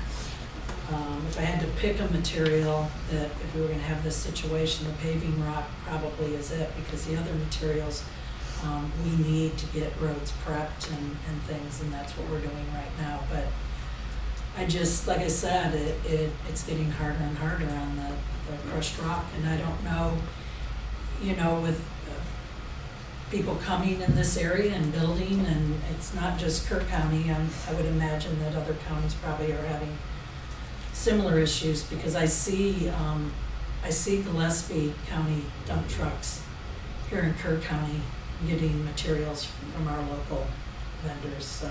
On any of the items that we're gonna be over $50,000 for the year, we may wanna rebid just those items if we only have like one supplier Yeah. listed, so that we have an alternative and do that maybe like in April before we, because I hate to get caught in a situation we can't do our paving program because we can't find the rock. Yeah. Or we can find the rock but we can't buy it because we didn't bid it. Yeah. Or they didn't bid it. Okay. Thank you. Yes. Let's see what else if I got here. Oh, the last one is the hot mix cold blade that we use for patching, level ups, road edging. It's that black kind of sticky material. And Brontex materials. Got the bid on that. So everything really is pretty straightforward other than the paving aggregates, and I'm hoping with the visit Wednesday, they go and look what is available. If there are two sizes that will work for us, we'll find out. If not, we're gonna have to rebid the aggregates. I make a motion to accept all bids and recommend to go with the low bidder as appropriate. Second. Got a motion and a second As presented. Yeah, as presented. to accept the summary of the annual bids as presented. And it's involved. For road materials. Any other discussion? Those in favor say aye. Aye. Opposed? Motion carries. Good news is a lot of the prices are down a little bit. A little Yes. bit. That's encouraging. We're moving right along to 1.18, which is to consider, discuss, take appropriate action to award the annual bids for road materials.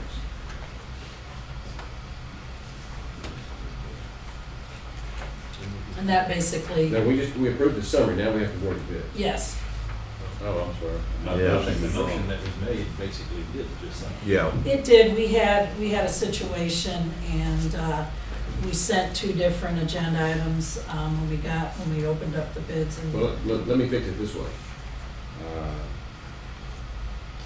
I'm inviting a motion to accept the summaries and a separate motion to award the bids.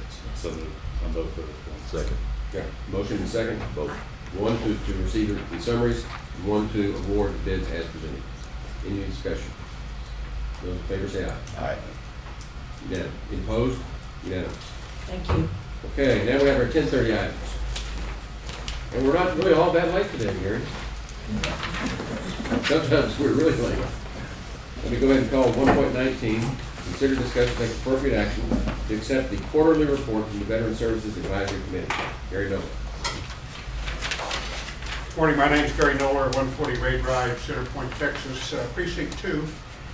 And the Veteran Service Advisory Committee, we fell a bit short. We got a couple of members that were not able to come today, which is Jeff Harris and Mark Del Toro, but Vicki Marsh is here, and nominee Toby Elton is here, and Chase Alsup is here. He's the newly certified and accredited Assistant Veterans County Service Officer. Jenna is supposedly in New York City. That was her plan, to be on vacation this week. So we don't have quite the turnout that we normally have, but at any rate, we did have a meeting with Jenna last week, December 1, a little over 2 weeks ago, and she presented us with the November numbers. The November numbers came out kind of outstanding in a way, because we typically understand about what will happen in a month, and that usually revolves around what kind of decisions come back from the VA, because when Jen and Chase submit things to the VA may have a decision in 30 days, or they may not have a decision for 3 years. You never know what's going to come back. But anyway, 25 decisions came back. And out of those 25 decisions, you get the retro pay, which goes back to the first day that claim was filed. That was almost $200,000 in retro pay. And then the annual pay that's going to come back through monthly payments to those veterans was like $300,000. And it affected 25 claims, so they got 25 approvals back. And at that rate, it's about $1,500 per veteran. And try to say, well, what is $1,500 a month? Well, if you were out here working in the month and you got a pay raise from your employer to match $1,500, it'd have to be about $10 an hour. And so if you got $10 an hour, you'd probably be pretty happy with that. As I mentioned before, Chase has got accreditation with the Veterans Administration. We always recommend that veterans use accredited service officers. They get their accreditation from the VA, and then the VA releases their names out there that these are our accredited people, and we want you to go to accredited people. And I don't know, the only other thing maybe out there is they have to get an identification card that lets them get into the VA's database. That's a federal database, and the federal government doesn't let everybody get in and look at the database. So that sometimes can be delayed because that's the federal government doing things when they get to it. But anyway, people need to know and understand that the Veterans County Service Officers work at no fee to the veterans. Any accredited Veteran Service Officer works at no fee to veterans. So we always encourage veterans to go to accredited service officers. But there are some people out there, most of them are veterans, that will recruit other veterans and say, I'll help you with your claim. And then what they do is they want to take a percentage. So they're basically a for-profit enterprise, and they may take as much as 50% of the first 6 months or 10% of the first year or something, but they usually work something out, and they say if you don't make, if your claim's not approved, then you don't have to pay any money. But we've heard reports of some veterans paying $5,000, $8,000, $15,000 to somebody, and there's some federal legislation out there to try to put it into that, because we really think that's kind of a poor practice, and many times veterans don't know if they can get help from the county, or help from the state, or help from a volunteer service officer. Veterans Day, we had Pray Downtown. That was handled by Sarah Pasaric at the Hill Country Veterans Center and Brad Wilson over at VFW. They both shown interest in doing that again in 2024. They did get some cooperation from the city that they waived the fees, but the city always seems to think that fee ought to be paid. We're not quite sure why. So we told the city that, and we'll see what happens next year. But also on Veterans Day, Commissioner Cases was at the VA. They made the announcement there on the Veterans Pathway. Very glad to see that development move forward, because that's a great improvement on that side of town. And we appreciate the fact that it's called Veterans Pathway, but I don't think anybody's got to check paperwork. So if you're not a veteran and you want to walk on the Veterans Pathway, you probably can.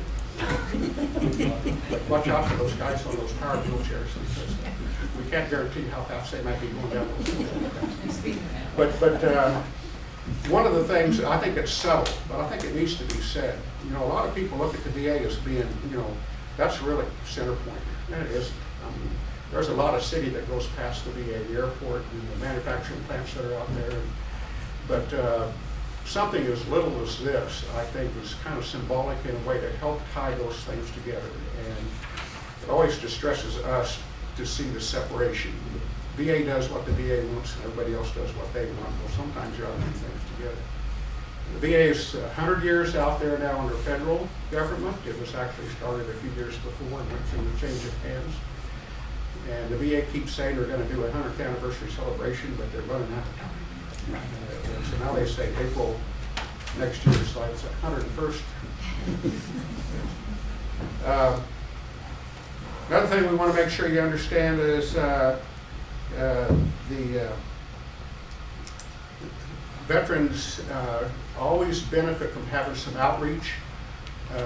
Jen and Chase can sit in the office here all day long and answer emails and telephone calls and who walks in, but you always find if you go out looking for veterans, you'll find some veterans who won't call you, they won't send you an email, and they won't come in to see you.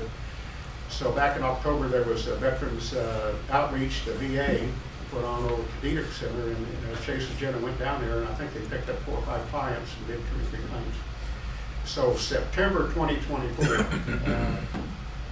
Jenna has pretty much locked in a date, I think it's September 5th, to do a Veterans Benefit Fair at the Hill Country Event Center, which will probably be open to the public from maybe 10 o'clock to 3 o'clock, and sometimes those can pull in a couple hundred veterans. But it's been a long time since one of those has been held here by a service officer, and so she's going to round up a bunch of people to come, and hopefully a veteran can walk in there and anything involved a veteran.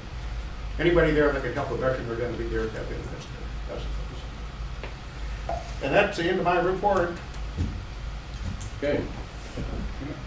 Any questions? As somebody who used to do this in federal office, help veterans file for their deals, I'm very appreciative that we have somebody in the courthouse for them to go to. It is a lot. Sometimes people just find their original records to get the documents so they can even file. And so I appreciate having you here. Those 25 claims that were approved last year, were those just Kerr County claims? That's one sent in by the Kerr County Veteran Service Officers. Okay, so there could be other claims from other residents in Kerr County done by other services. Can come in and use That are not them. included. We prioritize Kerr County, but we do Right. help other counties, but there's. Sure. Bandera doesn't have a VSO, do they? Bandera They just do? got a new Just visa. got one. Okay, they used to not have one. That's awesome. So thank you for what you do. I agree. It's hard sometimes to get them in, so we do need to go out to them as well. So thank you. Yeah, absolutely. Gary, want to say something about the World War II veterans? Vicki suggested that the federal government, really the VA can't do anything that the federal government hasn't passed a law that says you can do it. So recently, the federal government passed a law, I think it's got Bob Dole's name on it, and the Vietnam vet that was head of the VA for a while. But they came out and said that if you're a World War II vet, you can now get, without any other eligibility requirements demanded, you can get free health care from the VA. And not every veteran can get free health care from the VA. So they said, if you're a World War II vet, you can. And I guess the only thing I got to say about that is there's 16.1 million World War II vets, and now there's like 119,000. So if you haven't been getting free health care, you can get it now. And it's like they're all 96 years old or over. And so it's a nice headline to read in the paper, but how many people does it affect? I suppose these 96-year-old veterans already got some health care coming in somewhere. But we do appreciate that, because there are going to be some veterans, some World War II veterans out there that maybe have been struggling to get that health care they need, and so now they can get that through it. So they're adding an additional enrollment code under that, just for the World War II? Because I know there's like 8 enrollment codes that they use, so they're adding a code for those people to come in? Well, it gives them automatic eligibility. I guess is what I'm going to say. Automatic eligibility. No other eligibility requirement has to be met. who wouldn't get it? Well, one of the big barriers to people getting VA health care is if they make too much money and they don't have any other reason to get VA health care. That's what they call party rebate. So if they don't have a disability and they don't have any other eligibility and they're making more than about $35,000 a year, they'll say you can't come here, you've got enough money to go someplace else. Okay, you have a motion to approve the report? Yes. I'll second that. We have a motion and a second to approve the Veteran Services Advisory Committee report as presented. Any discussion? Those in favor say aye. Aye. Opposed? None? Unanimous. Moving on to the next timed item at 1.20, consider, discuss, and take appropriate action to appoint Toby Appleton to fill the open position in the Veteran Services Advisory Committee. Gary Nelson. This is Toby Appleton. I think he's pretty well known by most people around here. He is a veteran. The Veteran Service Advisory Committee's authorized 5 members. We've been running on 4 members for a long time, and Toby's been this last year kind of in a probationary period, I guess I'll call it that, because we want people who can come into the committee and contribute to it, have a like interest, not be window dressing, it's not honorary, it's not something that tell people that you do, but you don't do anything. So Toby has worked with us, and we wish to propose him to be appointed by the Commissioners Court to serve on this committee. I move we appoint Toby Appleton to fill the open position on the Veteran Services Advisory Committee. Second. A motion and a second to approve the appointment of Toby Appleton onto the Veteran Services Advisory Committee. Any discussion? He's already been working for us for about a half a year. So with that, those in favor say aye. Aye. Opposed? Unanimous. Thank you. Thank you, Your Honor. Thank you very much.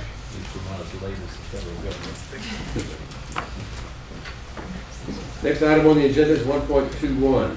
Consider, discuss, and take appropriate action to address possibility of prohibiting the sale or use of restricted fireworks, i.e. skyrockets with sticks and missiles with fins, in any portion of the unincorporated area of Kerr County pursuant to local government code for the December fireworks season. Time for us to talk about it. And the good news is, we've had a little rain, we're going to get a little bit more, but talking about the season's coming, and we don't know what's going to be like. We don't know, but as of right now, I'm not for restricting it this time, personally. Talking to some out there, and sometimes I feel like maybe we jumped the gun a little bit, so I'd say let it go. Did you check the East Fireman Index? It's good. I didn't check it this morning like I normally do, but because if it's not over a certain point, we can't. We can't. Yeah, you're exactly right. And I think the western part of the county is probably. If you want to pass on this right now, we'll take a break in a little bit. I hope. I'll check it real quick. It won't take me but a minute. Okay. Judge, did y'all miss 111? Yes, we're we coming did. back to it. We're almost there.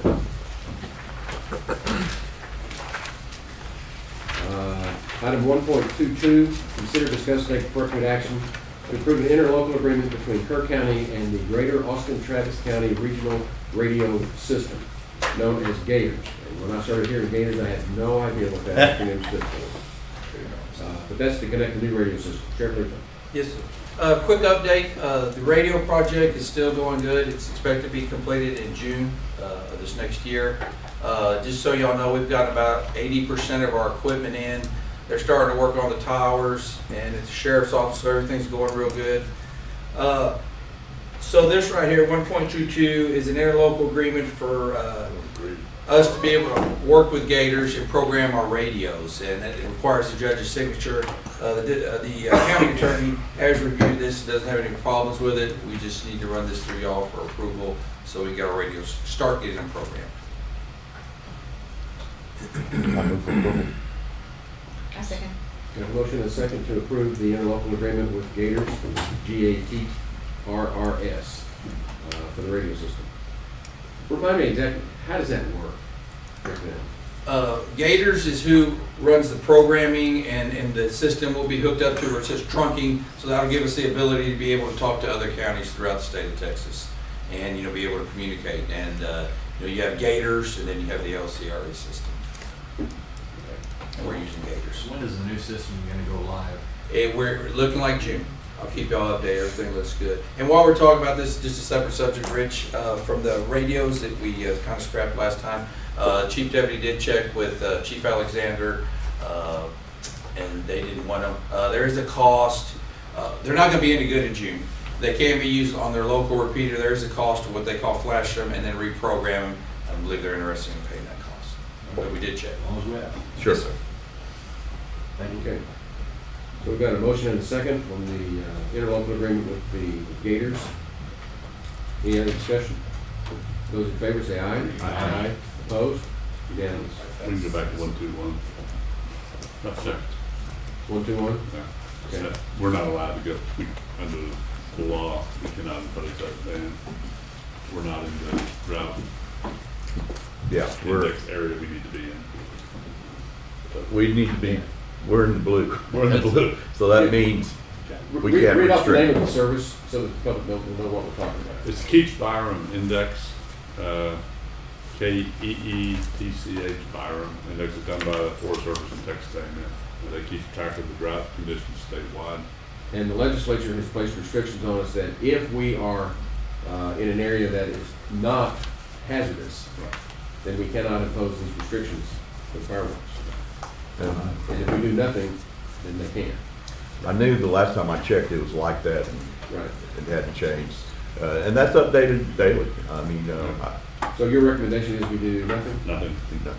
And we just apply the state law? Right. Okay, so we've got, and then doing nothing, we're not passing it, we're just doing nothing. Right. Okay. Moving on to item 1.23, consider discuss and take appropriate action to surplus the IT items from the IT department to the Castleton County Clerk's Office. Ms. Mendoza. Hi, good morning. So IT has several parts. There's monitors, bags, different switches, and the county clerk had a couch that had its life. Move to surplus the items as presented. Second. Got a motion and a second to accept the surplus items as presented. Any discussion? Those in favor say aye. Aye. Opposed? Unanimous. Before we get to the job descriptions, let me go ahead and pick up the one that we missed at the break, which is item 1.11.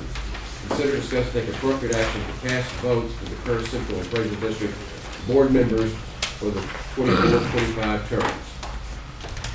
You know, Judge, we get a lot of calls and stuff about appraisals going up and stuff, which people think we have something to do with, which we really don't. And, We absolutely don't. Yes. This is the one thing that we can have. We can influence it. And I've been in contact with several of these entities that vote for these different candidates that, you know, we put some up and reviewing some of the others that have been nominated. And as far as helping the people out there, maybe asking more inquiring questions and stuff and going to bat for our constituents is my recommendation. And I move that Kerr County puts 253 votes towards Jack Birch. Wesley Holenkamp would get 227 of ours. And then Laird Creo would get 750.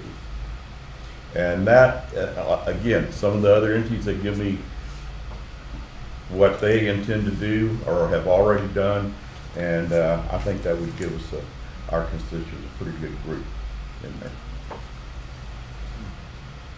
I'm not familiar with Wesley.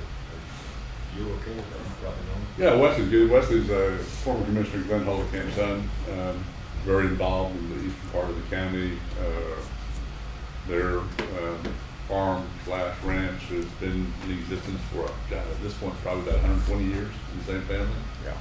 Long time Kerr County residents. Very bright young man. Do we know anything about the Comfort ISD putting their votes behind them, so it's not gonna waste our votes. My understanding, that's what they plan to do, but That's what we've heard.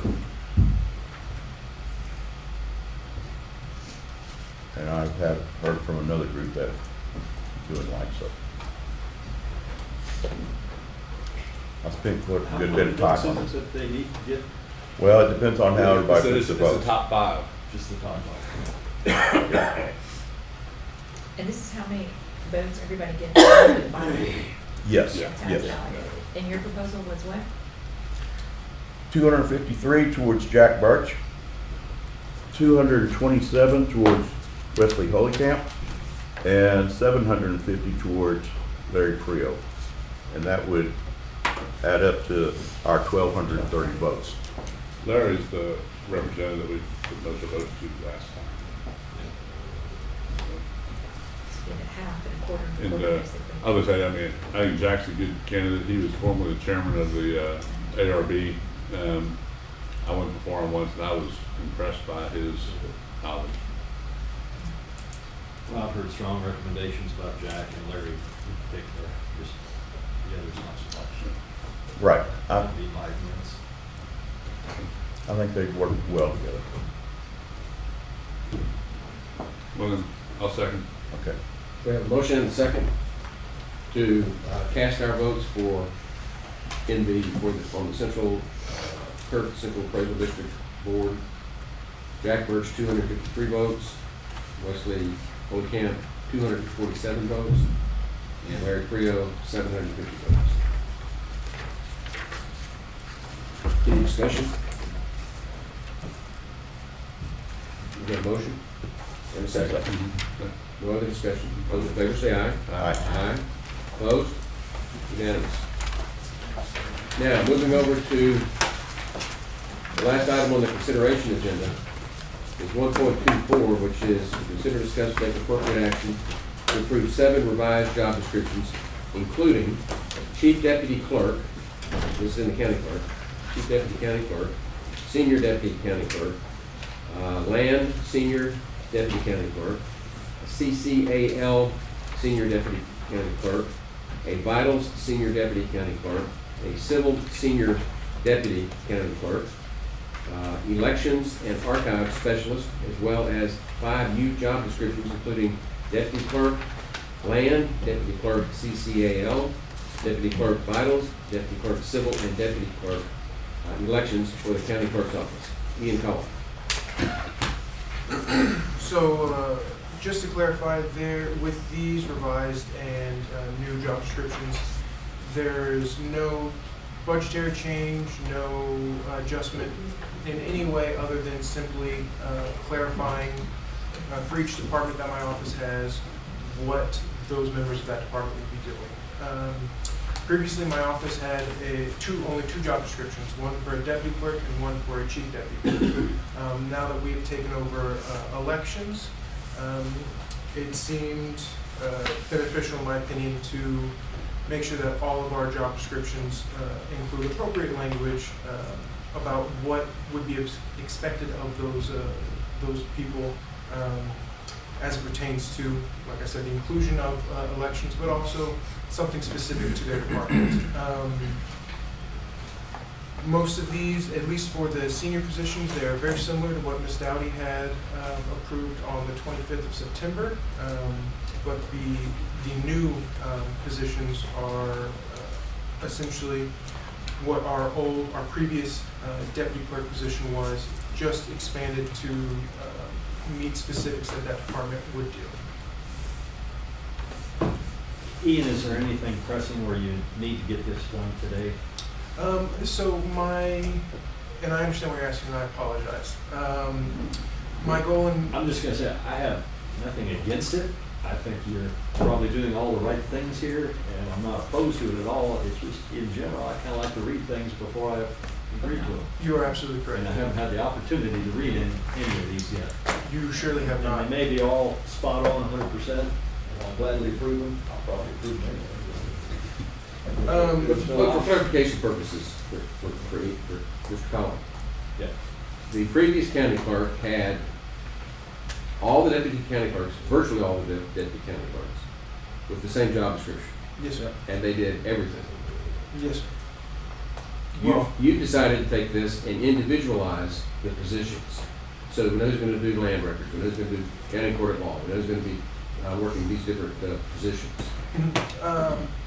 Yes and no. So while we did have, prior to this, we did have the deputy clerk position essentially having language that you would do everything in the office. Folks who were hired for one singular department generally worked one singular department. And we do cross-train in our office to make sure that we can meet all the demands the public has, whether or not someone on our front counter is truly available, we can have somebody else come in and help with something like that. So what I've done here is just make sure that when we hire someone for a specific department, they know exactly what they're being hired for. And that is why I was hoping to get this done. I know this was on the previous, our previous agenda, and I wasn't able to get confirmation that what I had was appropriate, which the ones that I presented for you today have been approved by HR. Rosa gave them a good look over and said that everything was appropriate. But I do not want to, currently have 5 open positions in my office, and I do not want to hire somebody without having an appropriate job description for them. I want that new hire to know exactly what they're going to be getting into, as well as what we previously had for our elections deputy clerks. In my opinion, did not have enough language that truly pertained to what they would be doing as deputy clerks working within the elections department. So you're still going to cross-train people to cover other people if you hire somebody in one department? Yes. So there still would be some overlap, but you're just defining the role. Yes, and there's appropriate language in each one that does indicate that you'll be needed in other departments as necessary. Yes. Well, and in just browsing this, these job descriptions are much more detailed than the job descriptions that I'm accustomed to seeing out of the office. Yes, sir. And that was my goal. I wanted to make sure that there was no room for error as far as it pertains to what's expected of anyone, as well as truly what's expected of them. And in terms of posting these positions and filling these positions, and I understand you got what, how many open positions? 5. So you got to post the job descriptions to get the people to apply, and then you got to fill the positions. And what this really does, and again, I'm fine with everybody sitting down and reading these things and doing it at a later date, but what it really does is put the specialization that various clerks are going to have. So if they're going to be in vitals or they're going to be in land, that job description in particular, then they cross-train together. And before it was just one broad general job description and they did everything. So for the most part, we'll still be doing, if you're needed somewhere, there's language in here that says you're going to help where we're needed. But it was, when applying for the job, you had there was no specifics of what you would be doing for what you would be applying for. But these new proposed job descriptions that you submitted to us will educate the person that is reviewing it and deciding whether or not to apply for it to know really pretty much exactly what they're going to be doing. Yes, sir. To begin with. But there will be cross-training and it provides for that. Yes, sir. And you've worked with Rosa and HR and everything to come up with all this? Yes, sir. And I specifically touched base with my senior deputy clerks as well as my regular deputy clerks in each department to make sure that what I've put in there is truly an accurate representation of what they really do every day. Of course, there's language in there that could be something that's a one-off task. But I wanted to make sure that what I put in there was what is actually expected of that person, what they would truly be doing on a day-to-day basis. That's right. Good. And Rosa, you got given your stamp of approval. Yes. I move for approval. I applaud the direction you're going, and I think it's the right approach, and I'm glad to see you do this. So So I think in principle, it's great, and I hope you'll just have the flexibility that, I mean, ideally, people should move around within the clerk's department to get experience in some of these other areas. So maybe you're one deputy clerk for whether it's elections or whatever, and then, 2-3 years down the road, you move to a different and take on those. Oh, absolutely. So that's great. Wish I had time to read it. I'll second yours, but I have a comment also. That keep making the motion. I'll second to approve. But I recommend maybe you put it on the next agenda after we've had time to, I didn't realize you had that many openings right now, and you need to get this posted to fill. Fine. We can put them up just as a informational item on the next agenda. If we have any questions, we can put it up then. And I'm okay if he wants to use these to post. I mean, I think we're not gonna make a final decision until they are formally approved, and they're probably just gonna be tweaked at best. his motion was to approve. I made a motion, and I did it because Rose is right here, and she's gone over it, and I've got confidence in her, and She the was 5 openings. She's whispered over your shoulder. That's right. No, just giving sort of the same looks that our county attorney gives us every now and then. So, And I think, we, and with elected officials, those little things, they can get to run their office the way they want. We don't have a whole lot. yeah, I mean, that's true. I mean, we approve the job descriptions, but, I think they write them, and we need to make sure they conform to our county policy, but. But I think where Commissioner Pace is coming from is, these really are, in your mind, tentative until we finalize. If you're asking me to approve something, I'd like to actually read it before I do so. I think we all agree with that. So, We all agree with that.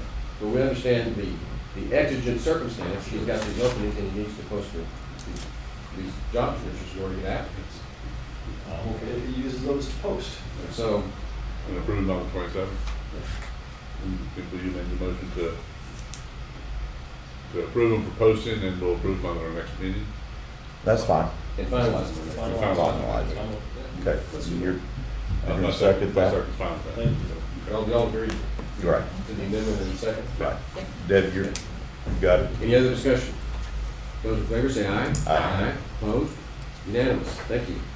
Thank you all. That was a sticky one.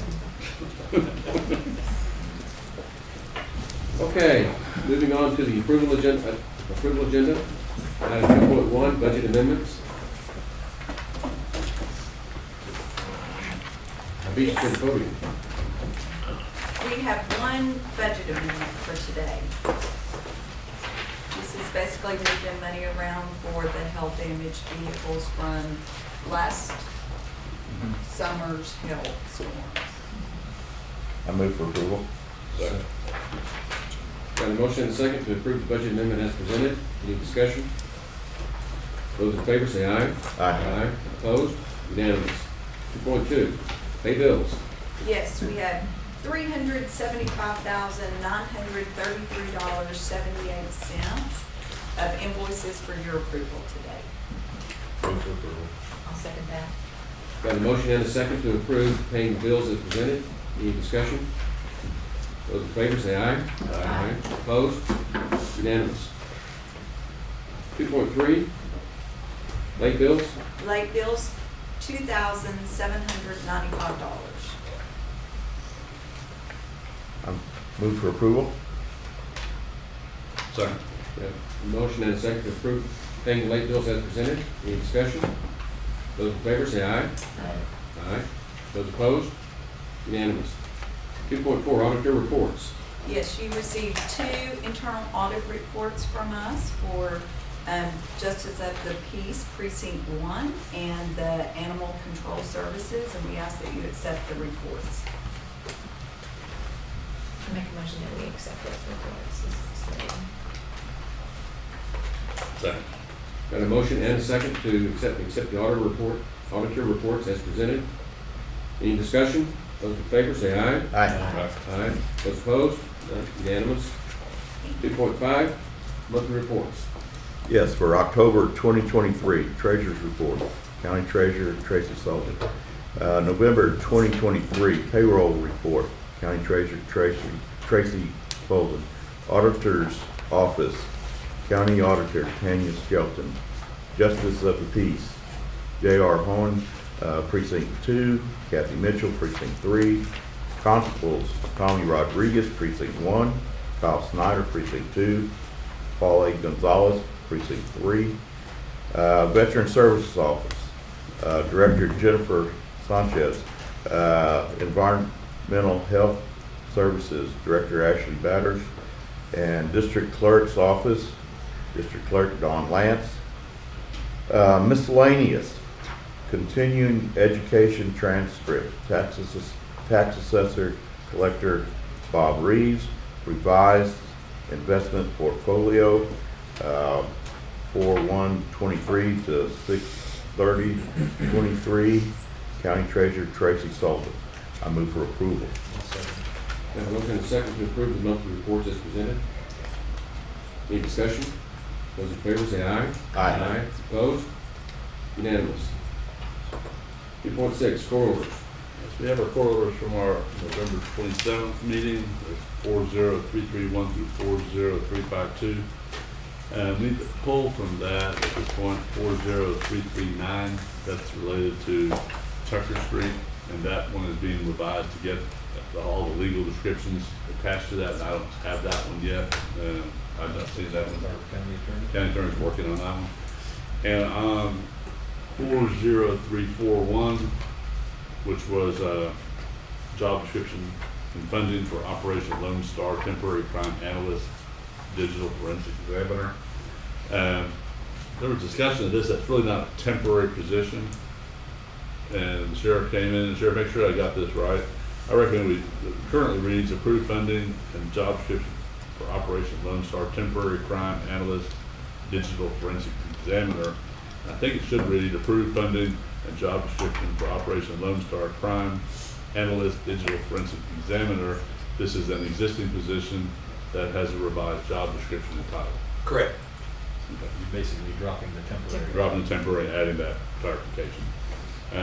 With that change, we approve. Second.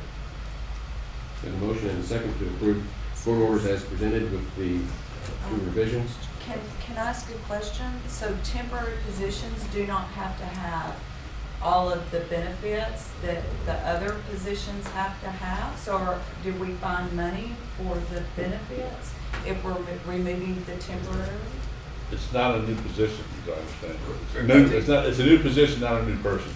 This is the one I believe we reclassified from a jail position over to the full-time crime analyst. Does it have to do with Operation Lone Star? Yes.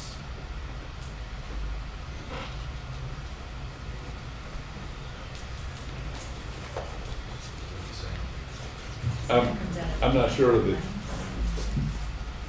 this was confusing when we were going through it. Right. I'm still confused with it. We did that one, and then we do have the part-time that's coming out of Operation Lone Star.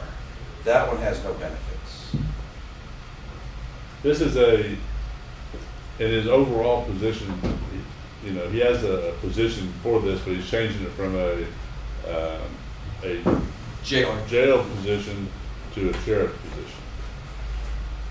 But the money is, well, it needs to be funded out of Operation Lone Star, but we're not adding a position. We're reclassifying a position. Okay, so somebody will give me a budget amendment that shows all of this, so we can track it? Yeah, right. If we're just moving a position from one place to another, there should be a budget amendment that would follow that. Because I'm just kind of confused, because generally your grants have a separate funding source. So maybe we said both positions from the Operation Lone Star were going to be temporary, and only one of them? No, only one's temporary. Only one's temporary. Right. It's not part-time, it's a full-time. It's the time. There's There's a window. Beginning and end. Right. They're not just a full-time employee. As long as the Operation Lone Star is a full-time employee. Do we all get back together on this? My understanding is that I'd rather do if that. Operation Lone Star goes away, at that point, the court will make a decision whether it's a full-time or you keep down a person. That's it. It sounds like they need to visit And so maybe not changing that court order just yet, bring it back at the next agenda so Okay. you can get it right. Yeah, let's do We that. can do that, we can pull court orders 40341 and 40339 until the next Okay, meeting. so we'll take this up next meeting. Pass. Pass, Oh, well, no, no, we we're have- Pass the it, others. all except those, gotcha. So the motion has now been amended and been accepted accepted to approve all the court orders except for the last, the 339 and 341. Right. And hold them for next time. Okay. So with that clarification, those in favor say aye. Aye. Opposed? Unanimous. Moving on to the information agenda, status reports from department heads. Reagan.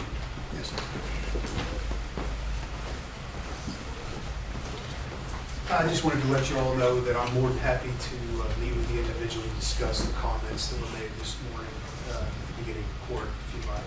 So if you want to just reach out to me, however you want to do that. Sounds good. Very good. Any other department heads? Okay, we'll move on to 3.2, status reports from elected officials. How many electeds? If I may. Okay. Yeah.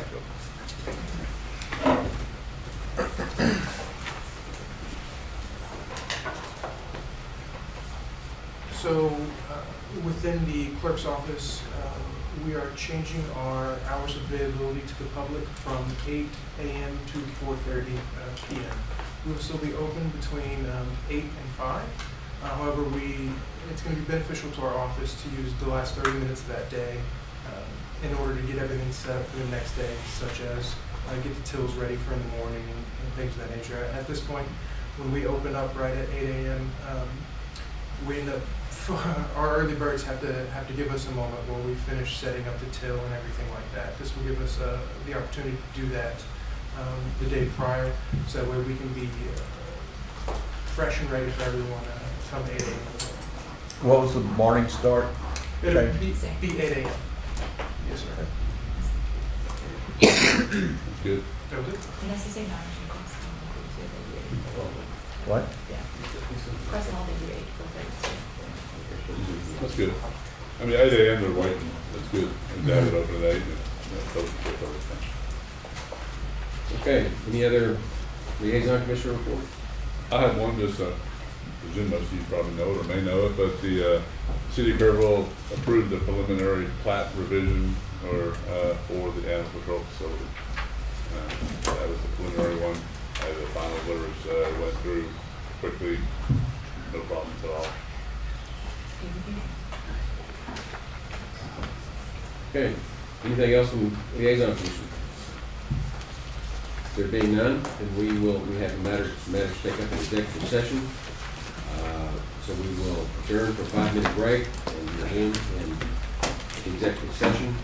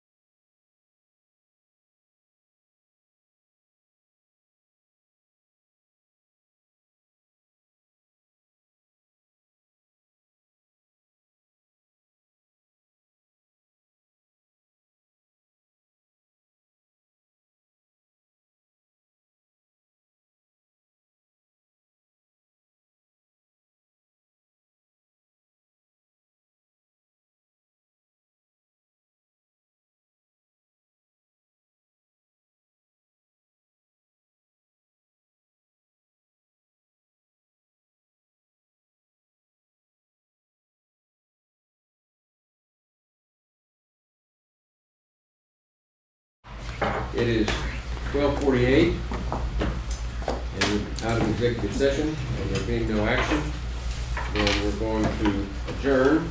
We're going to repost one item on the agenda, to be reposted for a special meeting next Wednesday. On the So we are 27th? adjourned. And Heather will give you that, the item and the language, Wait, did you say a special meeting next Monday or the one on the 27th? Monday. Monday, special meeting. So not. So not the 27th. If it can be on the 27th, Well, Possibly we'll find out. Monday then. Possibly, I'll let you know. Okay. Possible. Today. Because if we could postpone it, we will. Okay. maybe Maybe. Monday, maybe the 27th. All right. All right.